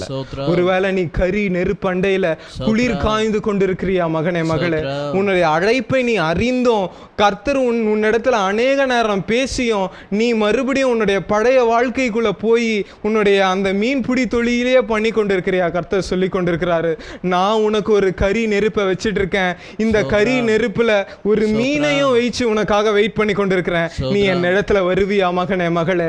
நீ என் இடத்துல வருவியா? I am going to give you a new task my friend.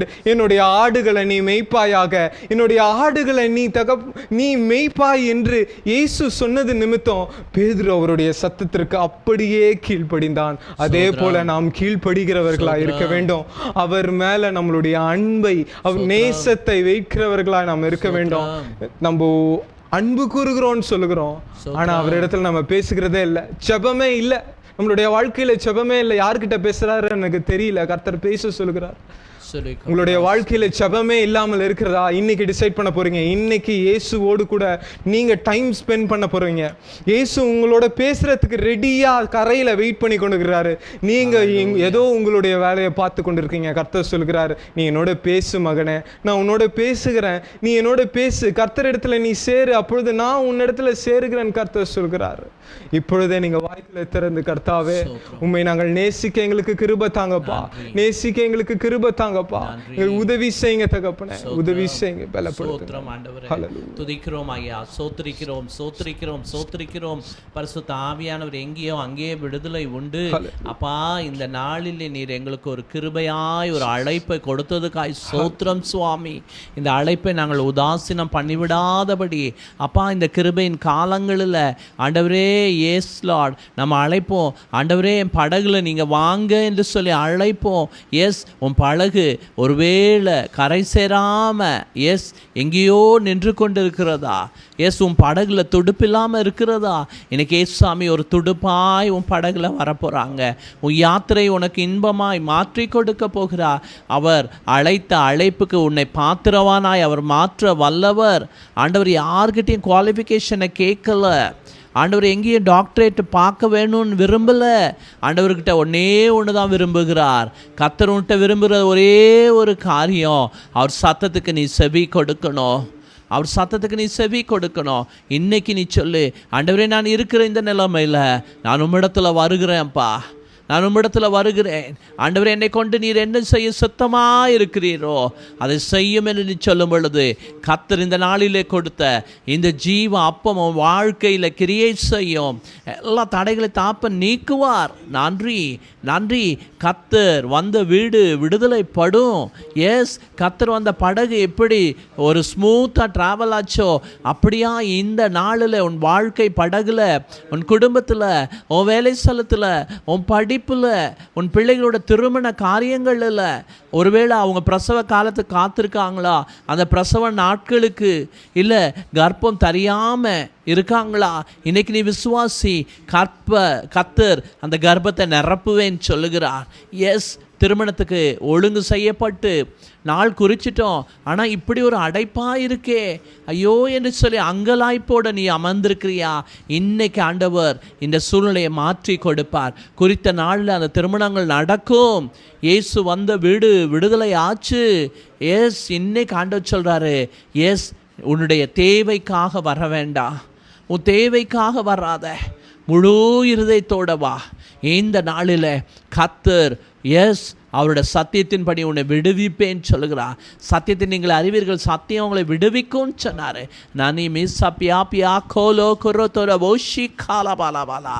கர்த்தர் சொல்கிறாங்க, இந்த செய்தியை கேட்ட ஒவ்வொருவரையும் நான் விடுவிப்பேன். என் வசனத்துக்கு செவி கொடுத்த ஒவ்வொரு ஜனத்துக்கும் இன்னைக்கு நான் ஒரு ஜெயத்தை ஒப்பு கொடுப்பேன். நன்றி. Kilby ஆத்தோ logo Roshi பேகால் பாலாத ரோஷியா. எஸ், உங்கள் வாழ்க்கையில் இருந்த இருள் அகன்று போகும், வெளிச்சம் உண்டாகிறது என்று கர்த்தர் சொல்லுகிறார். நம்பு, விசுவாசி. இன்னைக்கு கர்த்தர் சொல்றாரு, நீ இழந்தது எல்லாத்தையும் ஆண்டவர் உன்னை திருப்பி கொள்ளும்படி, எஸ், உன் போட்டை ஆண்டவர் நிரப்பும்படி, உன்னுடைய நெட்டை நிரப்பும்படி, உன் வாழ்க்கையை நிரப்பும்படி, எஸ், கேப்பல் அக்கரோகோஷியா நான் அருகாமையில் இருக்காரு. இந்த சமயத்தை நீ விட்டு விடாதபடி கர்த்தரை நோக்கி பார் என்று சொல்லுகிறார். நல்ல ஆண்டவரை, எங்களோட என்னோட நீங்கள் இடைப்பட்டதுக்காய் சோதரம். இந்த நாளில் கர்த்தர் கொடுத்த இந்த ஜீவ வார்த்தைக்காய் சோதரம். இந்த வசனத்தை கேட்ட ஒவ்வொருத்தர் வாழ்க்கையில் ஆண்டவரே, எஸ் லார்ட், ஆண்டவரே, உயிர்த்தெழுந்த வல்லமை கடந்து வந்ததுக்காய் சோத்திரம் சுவாமி. தடைகளை தாப்ப நீக்கினதுக்காக நன்றி ஆண்டவரை. சகல கனம் துதி மகிமை உமக்கே வைக்கிறோம். ஏசு கிறிஸ்து மூலம் கேட்கிறோம் நல்ல பிதாவே, ஆமேன். என் ஆத்துமாவே கர்த்தரை சோத்ரி, என் முழு உள்ளமே பரிசுத்த நாமத்தை சோத்ரி. என் ஆத்துமாவே கர்த்தரை சோத்ரி, கர்த்தர் செய்த சகல உபகாரங்களையும் மறவாதே. ஆமேன். ஆண்டவராகிய இயேசு கிறிஸ்துவினுடைய கிருபையும் பிதாவாகிய தேவனுடைய அன்பு பரிசுத்த ஆவியானவருடைய ஐக்கியம் இன்றும் என்றும் அவர் வருகை மட்டும் உங்களோட, உங்கள் பிள்ளைகளோட, உங்களோட வேலை ஸ்தலத்திலும் எஸ் விசேஷித்தமாய் இந்த காலங்களில், எஸ், இந்த நெருக்கப்பட்ட காலங்களில் கர்த்தருடைய சமாதானம் உன்னை காக்க கடவுது என்று சொல்லுகிறார். ஆண்டவரே நீர் கொடுத்த இந்த வாழ்த்துதலுக்காய் ஸ்தோத்திரம். இயேசுவின் மூலம் கேட்குறோம் நல்ல பிதாவே, ஆமேன் ஆமேன். ஹல்லேலூயா. இந்த நாளிலே கூட கர்த்தருடைய செய்தியை நாம் காணும்படியாய், கேட்கும்படியாய், அவருடைய வார்த்தையை நாம் தியானிக்கும்படியாய் ஆண்டவர் நமக்கு கிருபை செய்தார். கர்த்தர் சொன்ன இந்த வார்த்தையின் படியாய் உங்கள் ஒவ்வொருவரையும் ஆண்டவர் விடுவிப்பார். God bless you.